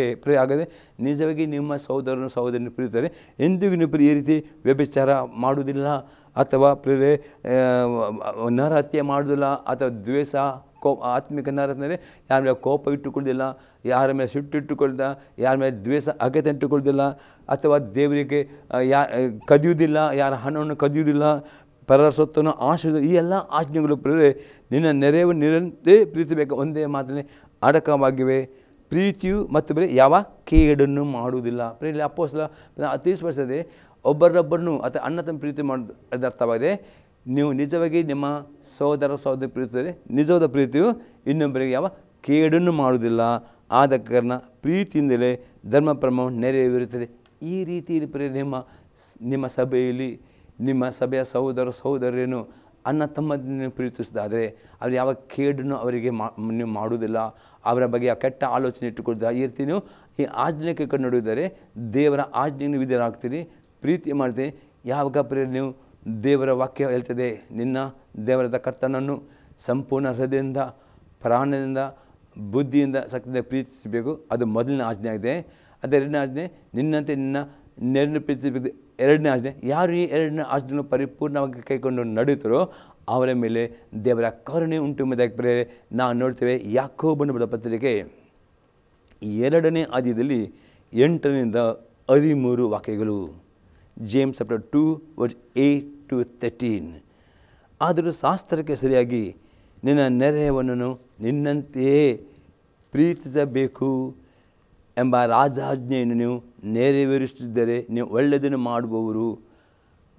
ನಾವು ನೋಡ್ತೇವೆ ಯಾಕೋಬನ ಬರೆದ ಪತ್ರಿಕೆಯಲ್ಲಿ ಆ ಸಭೆಯಲ್ಲಿ ಯಾಕೋಬ ಹೇಳ್ತಾನೆ, ಪಕ್ಷಪಾತ ಎಂಬ ಪಾಪವಿತ್ತು. ಅಂದರೆ ಒಬ್ಬ ಬಡ ಸಹೋದರ ಸಭೆ ಬರುವಾಗ ಶ್ರೀಮಂತರು ಅವರಿಗೆ ಪಕ್ಷಪಾತ ಮಾಡಿದ ಬಗ್ಗೆಯಲ್ಲಿ ಯಾಕೋಬನ ಹೇಳ್ತಾನೆ, ನೀವು ದೇವರ ಧರ್ಮಶಾಸ್ತ್ರ ನೆರವೇರಿಸಿದರೆ ನೀವು ಪಕ್ಷಪಾತ ಮಾಡ್ತಾರೆ, ನೀವು ಪ್ರೀತಿಸ್ತಿದ್ದೀರಿ, ನೀವು ಒಳ್ಳೆಯದು ಮಾಡ್ತಿದ್ದೀರಿ.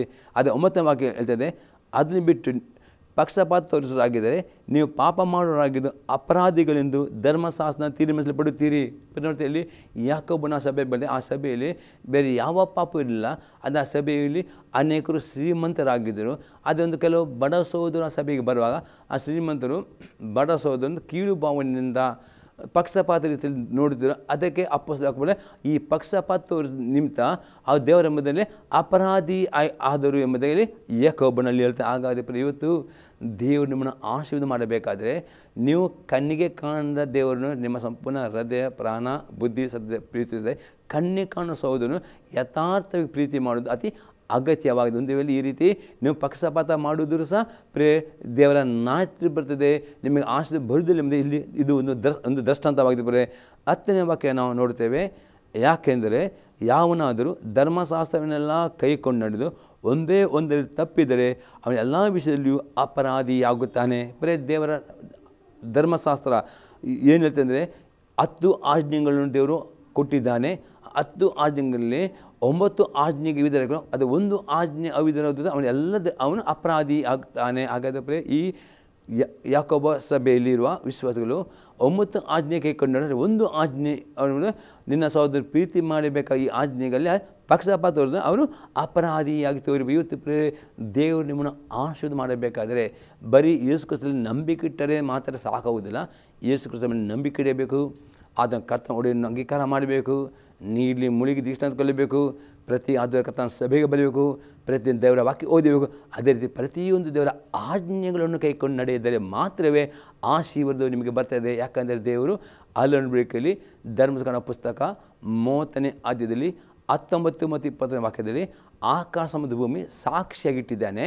ಯಾರ್ಯಾರು ದೇವರ ಆಜ್ಞೆಗೆ ವಿಧೇಯರಾಗ್ತಾರೋ ಈ ಆಕಾಶ ಭೂಮಿ ದೇವರಿಗೆ ಸಾಕ್ಷಿ ಕೊಡ್ತದೆ, ಅವರಿಗೆ ಆಶೀರ್ವಾದ ಮಾಡಬೇಕು ಎಂಬುದಾಗಿ. ಅದು ಯಾರು ದೇವರ ಆಜ್ಞೆಗೆ ಅವಿಧೇಯರಾಗ್ತದೆ ಆಗ ಈ ಭೂಮಿ ಮತ್ತು ಆಕಾಶ ದೇವರ ಮುಂದೆ ಅಲ್ಲಿ ಸಾಕ್ಷಿಯಾಗಿ ನಿಂತುಕೊಂಡು ಅವಿಧೇಯರಾದವರಿಗೆ ಶಾಪ ಬರಬೇಕು ಎಂಬುದೇ ಈ ಭೂಮಿ ಆಕಾಶ ನಿಂಬಪ್ಪರಿಗೆ ದೇವರಿಗೆ ಡಿಮಾಂಡ್ ಮಾಡ್ತಾಯಿದೆ. ಅದಕ್ಕೋಸ್ಕರ ದೇವರು ಅಲ್ಲಿ ಹುಡುಕಲೆ ನಿಮಗೆ ಆಶೀರ್ವಾದ ಬೇಕಾ ಶಾಪ ಬೇಕಾ, ನೀವು ಆಶೀರ್ವಾದ ಬರಬೇಕಾದ್ರೆ ದೇವರ ಪ್ರತಿ ಆಜ್ಞೆ ಕೈಕೊಂಡು ನಡಿಬೇಕು. ಇಲ್ಲಿ ಅಪೊಸ್ತಲ ಯಾಕೋಬನು ಅದೇ ಹೇಳ್ತಾನೆ ಬರೀ ಇವತ್ತು ನಿಮಗೆ ಆಶೀರ್ವಾದ ಬರಬೇಕಾ, ನೀವು ಬರೀ ಎಷ್ಟು ನಂಬಿದರೆ ಸಾಕಾಗುವುದಿಲ್ಲ. ನೀಲಿ ಮುಳಿಸಿಕೊಂಡು ಅದರಲ್ಲಿ ಒಂದೊಂದು ಆಜ್ಞೆ ಇದೆ.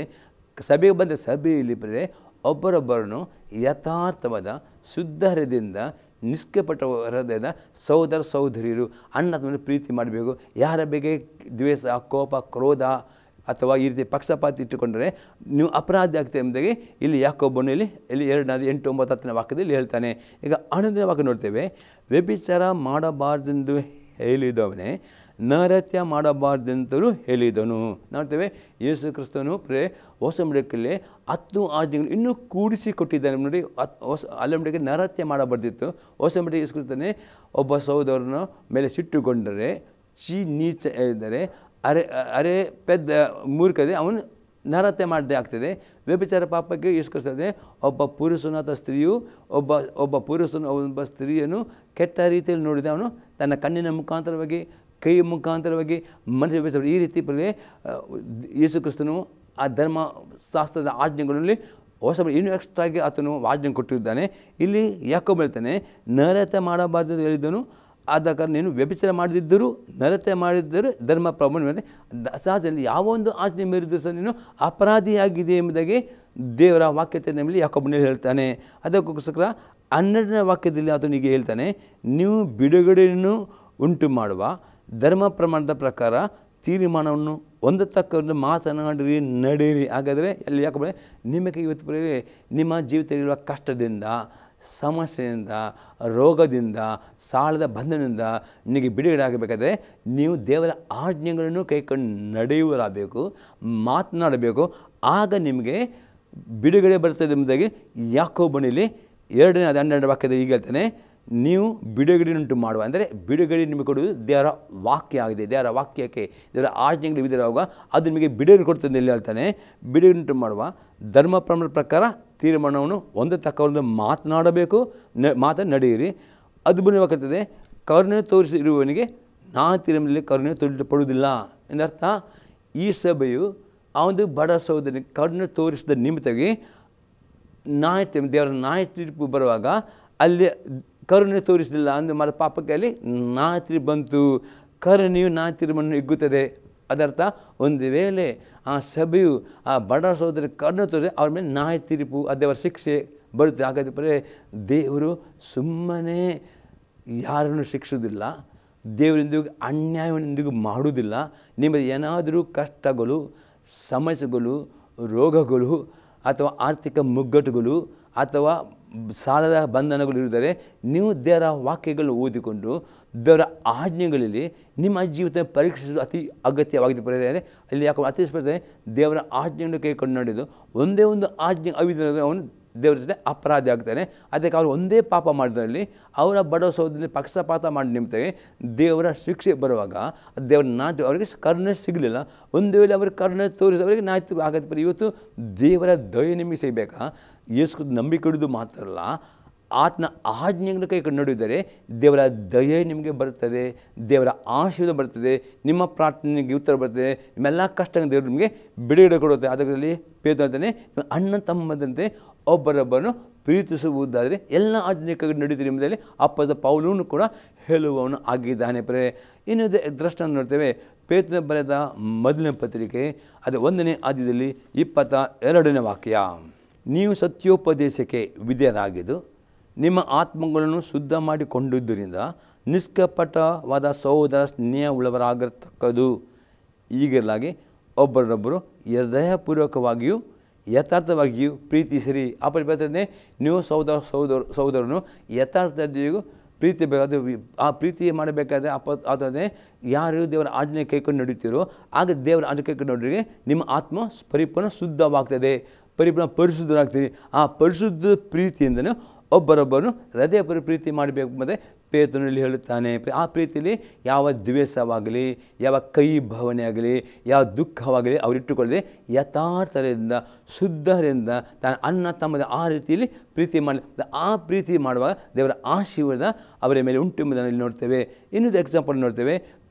1ನೇ ಯೋಹನ ಬರೆದ ಪತ್ರಿಕೆ 3ನೇ ಅಧ್ಯಾಯದಲ್ಲಿ 17 ಮತ್ತು 18ನೇ ವಾಕ್ಯ. 1 John chapter 3 verse 17 and 18 verse. ಈ ಲೋಕದ ಸಂಪತ್ತುಳ್ಳ ಯಾವನಾದರೂ ಕೊರತೆಯಲ್ಲಿ ಬಿದ್ದಿರುವ ತನ್ನ ಸಹೋದರನ್ನು ನೋಡಿ ಕರುಣಿಸದೆ ಬಿಟ್ಟರೆ ದೇವರ ಪ್ರೀತಿ ಅವನಲ್ಲಿ ನೆಲೆಗೊಂಡುಂಟೇ? ಪ್ರಿಯದ ಮಕ್ಕಳೇ, ನಾವು ಬರೆಯ ಮಾತಿನಿಂದಾಗಲಿ ಬಾಯಿ ಪ್ರಚಾರದಿಂದಾಗಲಿ ಪ್ರೀತಿಸುವಾಗಿರಬಾರದು. ನಿಮ್ಮ ಪ್ರೀತಿಯು ಕೃತ್ಯದಲ್ಲೂ ಸತ್ಯದಲ್ಲಿ ತೋರಬೇಕು. ಇಲ್ಲಿ ಅಪೊಸ್ತಲನು ಹೇಳ್ತಾನೆ, ಒಬ್ಬರೇ ಒಂದು ವೇಳೆ ನಿಮ್ಮ ಒಟ್ಟಿಗೆ ಸಂಪತ್ತುಂಟು, ಇನ್ನೊಬ್ಬ ಸಹೋದರನ ಕಷ್ಟದಲ್ಲಿರುತ್ತೆ, ನೀವು ಅವರಿಗೆ ಬರೀ ಮಾತಿನಲ್ಲಿ ಪ್ರೀತಿ ನಿಮ್ಮ ಕ್ರಿಯೆಯಲ್ಲಿ ಅದನ್ನು ಪ್ರೀತಿಸಬೇಕು. ಆ ರೀತಿ ನಿಮ್ಮ ಪ್ರೀತಿಯು ಬರೀ ಬಾಯಿ ಮಾತಿನ ಕ್ರಿಯೆಯಲ್ಲಿ ತೋರಿ ಬರಬೇಕು. ಆ ಪ್ರೀತಿ ಯಾರು ಮಾಡುತ್ತಾರೋ ಅವರ ಮೇಲೆ ಆಶೀರ್ವಾದ ಬರ್ತದೆ ಎಂಬುದೇ ಪೇತ್ರನಲ್ಲಿ ಹೇಳುವನಾಗಿದ್ದಾನೆ. ಅದನ್ನು 4ನೇ ನೋಡ್ತೀವಿ. ಆಶೀರ್ವಾದ ಬರಬೇಕಾದ್ರೆ ಕರುಣೆ ಉಳ್ಳವರು ಆಗಬೇಕು. ಇದರ ಅರ್ಥ ನೋಡೋಪುರೇ ರಮಾಪುರದವರಿಗೆ ಬರೆದ ಪತ್ರಿಕೆ 15ನೇ ಅಧ್ಯಾಯದಲ್ಲಿ 1ನೇ ವಾಕ್ಯ. ದೃಢವಾದ ನಂಬಿಕೆಯುಳ್ಳ ನಾವು ನಮ್ಮ ಸುಖವನ್ನು ನೋಡಿಕೊಳ್ಳದೆ ದಡವಿಲ್ಲದವರ ಅನುಮಾನಗಳನ್ನು ಸಹಿಸಿಕೊಳ್ಳಬೇಕು. ನೀವು ಅರ್ಥ ಮಾಡಿಕೊಳ್ಳಬೇಕು. ಈಗ ನೀವು ಯೇಸು ನಂಬಿದ್ದೀರಿ, ನೀನು ಮುಳುಗಿದಿಷ್ಟು ಅಂದ್ಕೊಂಡಿದ್ದೀರಿ, ದಿನಲ್ಲೂ ಪ್ರಾರ್ಥನೆ ಮಾಡ್ತೀರಿ, ದಿನಲ್ಲೂ ವಾಕ್ಯ ಓದಿದ್ದೀರಿ, ವಾಕ್ಯ ವಿದ್ಯನಾಗಿದೆ, ಅದನ್ನು ನಿಮ್ಮ ನಂಬಿಕೆಯು ಅಭಿವೃದ್ಧಿ ಆಗಿದೆ. ಅದೇ ಕೆಲವರು ಆ ರೀತಿ ನಂಬಿಕೆ ಅಭಿವೃದ್ಧಿ ಆಗಲಿಲ್ಲ. ಹಾಗಾದರೆ ಅಂಥವರ ಒಟ್ಟಿಗೆ ನೀವು ಅವರ ಅನುಭವವನ್ನು ಸಹಿಸಿಕೊಂಡು ಅವರನ್ನು ಸಹಿಸಿಕೊಂಡು ಹೋಗಬೇಕು. ಈ ರೀತಿ ನೀವೇ ನಂಬಿಕೆ ದೃಢ ಇದ್ದೀರಿ ಎಂಬುದಾಗಿ ಇನ್ನೊಬ್ಬರಿಗೆ ನೋವು ಮಾಡದೆ ಇನ್ನೊಬ್ಬರ ಅನುಮಾನವನ್ನು ಸಹಿಸಿಕೊಳ್ಳಬೇಕು. ಈ ರೀತಿ ಒಬ್ಬರೊಬ್ಬರೇ ಕರುಣೆ ತೋರಿಸಬೇಕು ಎಂಬುದಾಗಿ ಅಪೊಸ್ತಲ ಪೌಲನಲ್ಲಿ ಹೇಳುತ್ತಾನೆ. ಇನ್ನೊಂದು ಅರ್ಥ ನೋಡ್ತೇವೆ. ಗಲಾತ್ಯಯವರಿಗೆ ಬರೆದ ಪತ್ರಿಕೆ 5ನೇ ಅಧ್ಯಾಯದಲ್ಲಿ 13ರಿಂದ 15ನೇ ವಾಕ್ಯ ಮತ್ತು 26ನೇ ವಾಕ್ಯ. ಸಹೋದರರೇ, ನೀವು ಸ್ವತಂತ್ರರಾಗಿರಬೇಕದು ದೇವರು ನಮ್ಮನ್ನು ಕರೆದನು. ಅದು ನಿಮಗಿರುವ ಸ್ವಾತಂತ್ರ್ಯವನ್ನು ಶರೀರಾಧೀನ ಸ್ವಭಾವಕ್ಕೆ ಆಸ್ಪದವಾಗಿ ಬಳಸದೆ ಪ್ರೀತಿಯಿಂದ ಒಬ್ಬರಿಗೊಬ್ಬರು ಸೇವೆ ಮಾಡಿರಿ. ನಿನ್ನ ನೆರೆಯವನನ್ನು ನಿನ್ನಂತೆಯೇ ಪ್ರೀತಿಸೆಂಬ ಒಂದೇ ಮಾತಿನಲ್ಲಿ ಧರ್ಮಶಾಸ್ತ್ರ ಅಡಕವಾಗಿದೆ. ಅದು ನೀವು ಒಬ್ಬರನ್ನೊಬ್ಬರು ಕಚ್ಚಿ ಹರಕೊಂಡು ನುಂಗುವವರಾದರೆ ಒಬ್ಬರಿಂದೊಬ್ಬರು ನಾಶವಾದಿರಿ. ನೋಡಿರಿ, ಅಪಸ್ವರನೇ ಯೇಸು ಕ್ರಿಸ್ತನ ನಂಬಿಕೆಟ್ಟು ನೀಡಿ ಮುಡಿಸಕೊಂಡು ದೇವರ ವಾಕ್ಯದವರಿಗೆ ಎಲ್ಲ ಧರ್ಮಶಾಸ್ತ್ರ ಬಂದ ದೇವರು ಬಿಡುಗಟ್ಟಿದ್ದಾನೆ, ಸ್ವತಂತ್ರ ಮಾಡಿದ್ದಾನೆ. ಅದೇ ಆ ಸ್ವತಂತ್ರ ಉಂಟು ಎಂಬುದೇ ಪ್ರೇರಣೆ. ನಿಮ್ಮ ಸಹೋದರನು ನೀವು ಬಾಯಿ ಮಾತಲ್ಲಿ ಕಚ್ಚಿಕೊಂಡು ಅವರನ್ನು ನೋವು ಮಾಡದೆ ಒಬ್ಬೊಬ್ಬರನ್ನು ಪ್ರೀತಿ ಮಾಡಬೇಕು. ಒಬ್ಬೊಬ್ಬರನ್ನು ಒಬ್ಬೊಬ್ಬರ ಬಲಹೀನತೆಯನ್ನು ಸಹಿಸಿಕೊಳ್ಳಬೇಕು. ಒಬ್ಬರ ಅನುಭವವನ್ನು ಸಹಿಸಿಕೊಳ್ಳಬೇಕು ಅಪೊಸ್ತಲ ಪೌಲನು ಹೇಳ್ತಾನೆ. ಮತ್ತು ಗಲಾತ್ಯ 5:26ನೇ ವಾಕ್ಯದಲ್ಲಿ ಆತನು ಈಗ ಹೇಳ್ತಾನೆ, ಅಹಂಕಾರಿಗಳು ಒಬ್ಬರೊಬ್ಬರು ಕಣಿಕುವರು, ಒಬ್ಬರ ಮೇಲೂ ಮತ್ಸರವುಳ್ಳವರು ಆಗದೇ ಇರೋಣ. ಆಗದೆ ಕರುಣೆ ತಂತಾನೆ, ನೀವು ಅಹಂಕಾರಿಗಳಾಗಬಾರ್ದು, ಒಬ್ಬರೊಬ್ಬರನ್ನು ಕೆಣಕುವರಾಗದೆ ಒಬ್ಬೊಬ್ಬರು ಯಥಾರ್ಥವರದಿಂದ ಶುದ್ಧರದಿಂದ ಪ್ರೀತಿಸಬರಬೇಕು. ಒಬ್ಬೊಬ್ಬರನ್ನು ಬಾಯಿ ಮಾತನ್ನ ಕಚ್ಚಿಕೊಳ್ಳುವುದು, ಜಗಳ ಮಾಡೋದು ಹಾಗೆ ಮಾಡಿದೆ ನಿಮ್ಮ ಸಹೋದರನು ಯಥಾರ್ಥವಾಗಿ ಪ್ರೀತಿಯಿಂದ ಒಬ್ಬೊಬ್ಬರ ಬಲವನ್ನು ಸಹಿಸಿಕೊಂಡು ಪ್ರೀತಿಸುವರಾಗಬೇಕು. ಇದು ಆಗಿದೆ ಕರುಣೆ ತೋರಿಸುವುದು ಎಂಬುದಾಗಿ ನಾವು ನೋಡ್ತೇವೆ. ಇನ್ನೊಂದು ಎಕ್ಸಾಂಪಲ್ ಆಗಿದೆ. ಅದರ ಅರ್ಥ ಗಲಾತ್ಯದವರ ಪತ್ರಿಕೆ 6ನೇ ಅಧ್ಯಾಯದಲ್ಲಿ 2ನೇ ವಾಕ್ಯ. ಒಬ್ಬರು ಮತ್ತೊಬ್ಬರ ಭಾರವನ್ನು ಒತ್ತಿಕೊಳ್ಳಲಿ. ಹೀಗೆ ಕ್ರಿಸ್ತನ ನಿಯಮವನ್ನು ನೆರವೇರಿಸಿರಿ. ಇನ್ನೊಂದು ಅರ್ಥವಾಗಿದೆ, ನೀವು ಇನ್ನೊಬ್ಬರ ಭಾರ ಹೊತ್ತು ಇನ್ನೊಬ್ಬರು ಕಷ್ಟದಲ್ಲಿ ಬರುವಾಗ ಅವರಿಗೋಸ್ಕರ ನೀವು ಪ್ರಾರ್ಥನೆ ಮಾಡೋದು, ಅವರಿಗೋಸ್ಕರ ವಿಜ್ಞಾಪನೆ, ಹೀಗೆ ಇನ್ನೊಬ್ಬರ ಭಾರವನ್ನು ಇನ್ನೊಬ್ಬರ ಕಷ್ಟಕ್ಕೋಸ್ಕರ ನೀವು ಪ್ರಾರ್ಥನೆ ಮಾಡೋದು, ನಿಮಗೆ ಸಾಧ್ಯ ಇನ್ನೊಬ್ಬರಿಗೆ ಸಹಾಯ ಮಾಡಿ, ಈ ರೀತಿ ಒಬ್ಬರಿಗೆ ಕರುಣೆ ತೋರಿಸಬೇಕು. ಒಬ್ಬರ ನಂಬಿಕೆ ಬಲಹೀನರಾಗುವಾಗ ಅವರನ್ನು ನೋವು ಪಡೆದವರನ್ನು ಉತ್ತೇಜನ ಮಾಡಿ, ಈ ರೀತಿಯಲ್ಲಿ ಪ್ರಯತ್ನ ಮಾಡುವುದಾದರೆ ನೀವು ನಿಮಗೆ ದೇವರ ಆಶೀರ್ವಾದ ಉಂಟು ಎಂಬುದಾಗಿ ಪೇತ್ರನು ಹೇಳ್ತಾನೆ. 5ನೇ ಸಂಘ ನೋಡ್ತೇವೆ, ದೀನ ಭಾವ ಉಳ್ಳವರು ಆಗಬೇಕು. ಇದರ ಅರ್ಥ ನೋಡೋಪ್ರೆ ಎಫೆಸದವರಿಗೆ ಬರೆದ ಪತ್ರಿಕೆ 4ನೇ ಅಧ್ಯಾಯದಲ್ಲಿ 1-3 ವಾಕ್ಯ, ನೀವು ದೇವರಿಂದ ಕರೆಯಲ್ಪಟ್ಟವರ ಕಾರಣ ಯೋಗ್ಯನಾಗಿ ನಡೆದುಕೊಳ್ಳಬೇಕೆಂದು ಕರ್ತನ ಸೇವೆಯಲ್ಲಿ ಸೆರೆಯವನಾದ ನಾನು ನಿಮ್ಮನ್ನು ಪ್ರಬೋಧಿಸ್ತೇನೆ. ನೀವು ಪೂರ್ಣ ವಿನಯ ಸಾತ್ವಿಕತ್ವಗಳಿಂದಲೂ ದೀರ್ಘಶಾಂತಿಯಿಂದಲೂ ಕೂಡಿದವರಾಗಿ ಪ್ರೀತಿಯಿಂದ ಒಬ್ಬರೊಬ್ಬರು ಸಹಿಸಿಕೊಳ್ಳಿರಿ. ಸಮಾಧಾನ ಎಂಬ ಬಂಧನದಿಂದ ಕಟ್ಟಲ್ಪಟ್ಟವರಾಗಿದ್ದು ಪವಿತ್ರಾತ್ಮ ಐಕ್ಯವನ್ನು ಕಾಪಾಡಿಕೊಳ್ಳುವುದೇ ಆಸಕ್ತರಾಗಿರಿ. ಈ ದೀನಭಾವ ಅಂತ ತೋರಿಸಿದ್ರೆ ನಿಮ್ಮ ಕುಟುಂಬದಲ್ಲಿ, ಗಂಡನ ಮಧ್ಯದಲ್ಲಿ, ಸಭೆಯಲ್ಲಿ ಪ್ರೇ ಒಬ್ಬರೊಬ್ಬರನ್ನು ಪ್ರೀತಿಯಿಂದ ತಾಳ್ಮೆಯಿಂದ ಸಹಿಸಿಕೊಳ್ಳಬೇಕು. ಸಮಾಧಾನ ಕಾಪಾಡಿಕೊಂಡು ಪವಿತ್ರಾತ್ಮನಾಗಿ ಐಕ್ಯತೆಯನ್ನು ಕಾಪಾಡಿಕೊಳ್ಳುವುದಕ್ಕೆ ಆಸಕ್ತರಾಗಬೇಕು. ಈ ರೀತಿ ನೀವು ಮಾಡುವುದರೆ ಆಶೀರ್ವಾದ ನಿಮಗೆ ಸಿಗುತ್ತದೆ ಎಂಬುದಕ್ಕೆ ಪ್ರಯತ್ನ ಹೇಳ್ತಾನೆ. ಇನ್ನೊಂದು ಅರ್ಥವಾಗಿದೆ, ಫಿಲಿಪ್ಪಿಯವರಿಗೆ ಬರೆದ ಪತ್ರಿಕೆ 2ನೇ ಅಧ್ಯಾಯದಲ್ಲಿ 5-8 ವಾಕ್ಯ ತನಕ, ಕ್ರಿಸ್ತ ಯೇಸುವಿನಲ್ಲಿದ್ದಂಥ ಮನಸ್ಸು ನಿಮ್ಮಲ್ಲಿಯೂ ಇರಲಿ. ಆತನ ದೇವ ಸ್ವರೂಪನಾಗಿದ್ದರೂ ದೇವರಿಗೆ ಸರಿಸಮನಾಗುವುದೆಂಬ ಅಮೂಲ್ಯ ಪದವಿಯನ್ನು ಬಿಡಲೊಲ್ಲೆನು ಎಂದೆನಿಸಿದೆ. ತನ್ನನ್ನು ಬರಿದು ಮಾಡಿಕೊಂಡು ದಾಸನ ರೂಪವನ್ನು ಧರಿಸಿಕೊಂಡು ಮನುಷ್ಯರಿಗೆ ಸದೃಶನಾದನು. ಈಗ ಆತನು ಆಕಾರದಲ್ಲಿ ಮನುಷ್ಯನಾಗಿ ಕಾಣಿಸಿಕೊಂಡಿದ್ದಾಗ ತನ್ನನ್ನು ತಗ್ಗಿಸಿಕೊಂಡು ಮರಣವನ್ನು, ಅಂದರೆ ಶಿಲುಬೆ ಮರಣವನ್ನು ಹೊಂದುವಷ್ಟು ವಿಧೇಯನಾದನು. ಈ ಕಾರಣದ ದೇವರು ಆತನು ಅತ್ಯುನ್ನತ ಸ್ಥಾನಕ್ಕೆ ಏರಿಸಿದವನು. ನಾವು ನೋಡ್ತೀವಿ ಇಲ್ಲಿ ಅಪೊಸ್ತಲ ಪೌಲ್ ಹೇಳ್ತಾನೆ, ಯೇಸು ಕ್ರಿಸ್ತನ ದೇವರು ಅತಿ ಉನ್ನತ ಸ್ಥಾನಕ್ಕೆ ಏರಿಸಲಿಕ್ಕೆ ಒಂದೇ ಸೀಕ್ರೆಟ್, ಯೇಸು ದೇವರ ಮಗನಾಗಿದ್ದರೂ ಸಹ ಆ ದೇವರ ಚಿತ್ತವನ್ನು ಮಾಡುವುದಕ್ಕೆ ತನ್ನನ್ನೇ ಬರಿದು ಮಾಡಿಕೊಂಡು ಆ ಶಿಲುಬೆ ಮರಣವನ್ನು ಒಂದಷ್ಟು ವಿಧೇಯನಾಗಿದೆ. ದೀನ ಭಾವ ಅಂದರೆ ಅರ್ಥವಾಗಿದೆ, ನಿಮಗೆ ಆಶೀರ್ವಾದ ಬೇಕಿರುವುದಾದರೆ ದೇವರ ಪ್ರತಿಯೊಂದು ಆಜ್ಞೆಗೆ ನೀವು ವಿಧೇಯರಾಗುವುದರಲ್ಲಿ ಮಾತ್ರ ಆಶೀರ್ವಾದ ಬರ್ತದೆ. ಅದು ಯಾವೊಂದು ಆಜ್ಞೆಗೆ ನಾವು ಅವಿಧರಾಗದೆ ಆಶೀರ್ವಾದ ಪೂರ್ತಿ ನಿಮಗೆ ಸಿಗುವುದಿಲ್ಲದೆ, ನಿಮಗೆ ದೇವರು ಧರ್ಮಸಂಕಟ ಪುಸ್ತಕದಲ್ಲಿ 28ನೇ ಅಧ್ಯಾಯದಲ್ಲಿ ಆಕಾಶ ಭೂಮಿ ಸಾಕ್ಷಿ ಇಟ್ಟುಕೊಂಡು 1-14 ವಾಕ್ಯದಲ್ಲಿ ಅನೇಕ ಆಶೀರ್ವಾದಗಳನ್ನು ದೇವರಲ್ಲಿ ಉಚ್ಚಾರಿಸಿದ್ದಾನೆ. ದೇವರ ಮಕ್ಕಳಿಗೆ ಈ ಆಶೀರ್ವಾದ, ಪ್ರತಿಯೊಂದು ಆಶೀರ್ವಾದ ನೀವು ಅನುಭವ ಮಾಡಬೇಕಾದ್ರೆ ಹೊಸ ಹುಡುಕಿ ಒಂದೇ ಕಂಡೀಷನ್ ಆಗಿದೆ, ನೀವು ಬರೀ ದೇವರ ಮೇಲೆ ನಂಬಿಕೊಡೋದು ಮಾತ್ರ ಅಲ್ಲ, ಯೇಸು ಕ್ರಿಸ್ತನ ನಂಬುವುದು ಮಾತ್ರ ಅಲ್ಲ, ಯೇಸು ಕ್ರಿಸ್ತ ನಿಮ್ಮ ಕರ್ತನ ಒಡೆಯನ್ನು ಅಂಗೀಕಾರ ಮಾಡಿ ನೀನು ಮುಳುಗಿದಿಷ್ಟ ಅಂದ್ಕೊಂಡು ದೇವರ ಪ್ರತಿಯೊಂದು ಆಜ್ಞೆಗೂ ವಿಧೇಯರಾಗುವುದಾದರೆ, ಇಲ್ಲಿ ಯೇಸು ಕ್ರಿಸ್ತನು ಸಹ ದೇವರ ಆಜ್ಞೆಗೆ ದೃಷ್ಟಿ ಪರಿಪೂರ್ಣ ವಿಧೇಯನಾದನು. ಆ ವಿಧೇಯತೆ ನೋಡಿಕೊಂಡು ದೇವರು ಯೇಸು ಅತಿ ಉನ್ನತ ಸ್ಥಾನ ತಂದು, ಅದೇ ನೀವು ಸಹ ಅದೇ ರೀತಿಯಲ್ಲಿ ಪ್ರತಿಯೊಂದು ಆಜ್ಞೆಗೆ ವಿಧೇಯರಾಗುವುದೇ ದೇವರು ನಿಮ್ಮನ್ನು ಉನ್ನತವಾಗಿ ಆಶೀರ್ವಾದ ಮಾಡ್ತಾನೆ, ಎಲ್ಲರಿಗಿಂತ ಮೇಲಾಗಿ ಮಾಡ್ತಾನೆ. ನೀನೊಬ್ಬರು ಸಾಲವನ್ನು ಕೊಡುವವರಾಗ್ತದೆ, ಸಾಲ ಈ ರೀತಿ ಎಲ್ಲ ಆಶೀರ್ವಾದ ಒಂದರಿಗೆ ಸಾಧ್ಯವಾಗ್ತದೆ ಅಂತ ಪೇತ್ರನಲ್ಲಿ ಹೇಳುತ್ತಾನೆ. ಅದೇ 6ನೇ ಸಂಗತಿ ಆಗ್ತದೆ, ಅಪಕಾರಕ್ಕೆ ಅಪಕಾರವನ್ನು ಮಾಡಬಾರದು. ಇದರ ಅರ್ಥ ನೋಡೋಪ್ರೆ ರೋಮಾಪುರದ ಪತ್ರಿಕೆ 12ನೇ ಅಧ್ಯಾಯದಲ್ಲಿ 17-21 ವಾಕ್ಯ ತನಕ, ಯಾರಿಗೂ ಅಪಕಾರಕ್ಕೆ ಅಪಕಾರವನ್ನು ಮಾಡಬೇಡಿರಿ. ಎಲ್ಲರ ದೃಷ್ಟಿಯಲ್ಲಿ ಯಾವುದು ಗೌರವವಾದುದು ಅದನ್ನೇ ಸಾಧಿಸಿರಿ. ಸಾಧ್ಯವಾದರೆ ನಿಮ್ಮಿಂದ ಮಟ್ಟಿಗೆ ಎಲ್ಲರ ಸಂಗಡ ಸಮಾಧಾನದಿಂದಿರಿ. ಪ್ರಿಯರೇ, ನೀವೇ ಮುಯಿ ತೀರಿಸದೆ ಶಿಕ್ಷಿಸದನ್ನು ದೇವರಿಗೆ ಬಿಡಿರಿ. ಯಾಕಂದರೆ ಮುಯಿ ತೀರಿಸುವುದು ನನ್ನ ಕೆಲಸ, ನಾನೇ ಪ್ರತಿಫಲವನ್ನು ಕೊಡುವೆನೆಂದು ಕರ್ತನು ಹೇಳುತ್ತಾನೆಂಬುದಾಗಿ ಬರೆದಿದೆ. ಹಾಗಾದರೆ ನಿನ್ನ ವೇರಿ ಹಸಿದಿದ್ದರೆ ಅವನಿಗೆ ಊಟಕ್ಕೆ ಬಡಿಸು, ಬಾರಿದ್ದರೆ ಕುಡಿಯುವುದೇ ಕೊಡು. ಹೀಗೆ ಮಾಡುವುದರಿಂದ ಅವನ ತಲೆಯ ಮೇಲೆ ಕೆಂಡಗಳನ್ನು ಕೂಡಿಸಿದಂತಾಗುವುದು. ಕೆಟ್ಟತನ ಸೋತು ಹೋಗದೆ ಒಳ್ಳೆತನದಿಂದ ಕೆಟ್ಟತನ ಸೋಲಿಸು. ಇಲ್ಲಿ ಪೇತ್ರರು ಅಪಕಾರ, ಈ ರೀತಿ ನಿಮಗೆ ಯಾರು ಅಪಕಾರ ಮಾಡ್ತಾರೆ ಅವ್ರಿಗೆ ಅಪಕಾರ ಮಾಡದೆ ಅವ್ರನ್ನ ಮನಪೂರ್ವಕ ಶ್ರಮಿಸುವರಬೇಕು ಮತ್ತು ಶಿಕ್ಷೆ ಕೊಡೋದು ದೇವರಿಗೆ ಬಿಡಬೇಕು. ನೀವು ಅವರಿಗೆ ಶಿಕ್ಷೆ ಕೊಡೋದಾಗಲಿ ಅವ್ರ ಬಗ್ಗೆ ದ್ವೇಷ ಇಟ್ಟುಕೊಳ್ಳದೆ, ನೀವು ಪರಿಪೂರ್ಣ ಯಾರ ಮೇಲೆ ಅನ್ಯಾಯ ಮಾಡ್ತಾರೋ, ನೀವು ಯಾರು ಅಪಕಾರ ಮಾಡ್ತಾರೋ ಅವರಿಗೆ ಮನಪೂರ್ವಕ ಶ್ರಮಿಸುವರಬೇಕು ಮತ್ತು ಅವರ ದುಃಖವನ್ನು ಮರೆತು ಬಿಡಬೇಕು. ಅವರ ದೇವರೇ ಕೀಳುವುದು, ಅದು ದೇವರಿಗೆ ಬಿಟ್ಟದ್ದು, ಅವರಿಗೆ ಶಿಕ್ಷೆ ಕೊಡೋದು ಬಿಡೋದು ದೇವರಿಗೆ ಬಿಟ್ಟದ್ದು. ಈ ರೀತಿ ನೀವು ಅಪಕಾರ ಮಾಡದೇ ಇರುವುದಾದರೆ ದೇವರು ನಿಮ್ಮನ್ನು ಆಶೀರ್ವಾದ ಮಾಡುತ್ತೆ ಎಂದು ಪೇತ್ರ ಹೇಳ್ತಾನೆ. ಅದೇ 7ನೇ ಸಂಗತಿ ನೋಡ್ತೇವೆ, ನಿಂದೆಯನ್ನು ಮಾಡಬಾರ್ದು.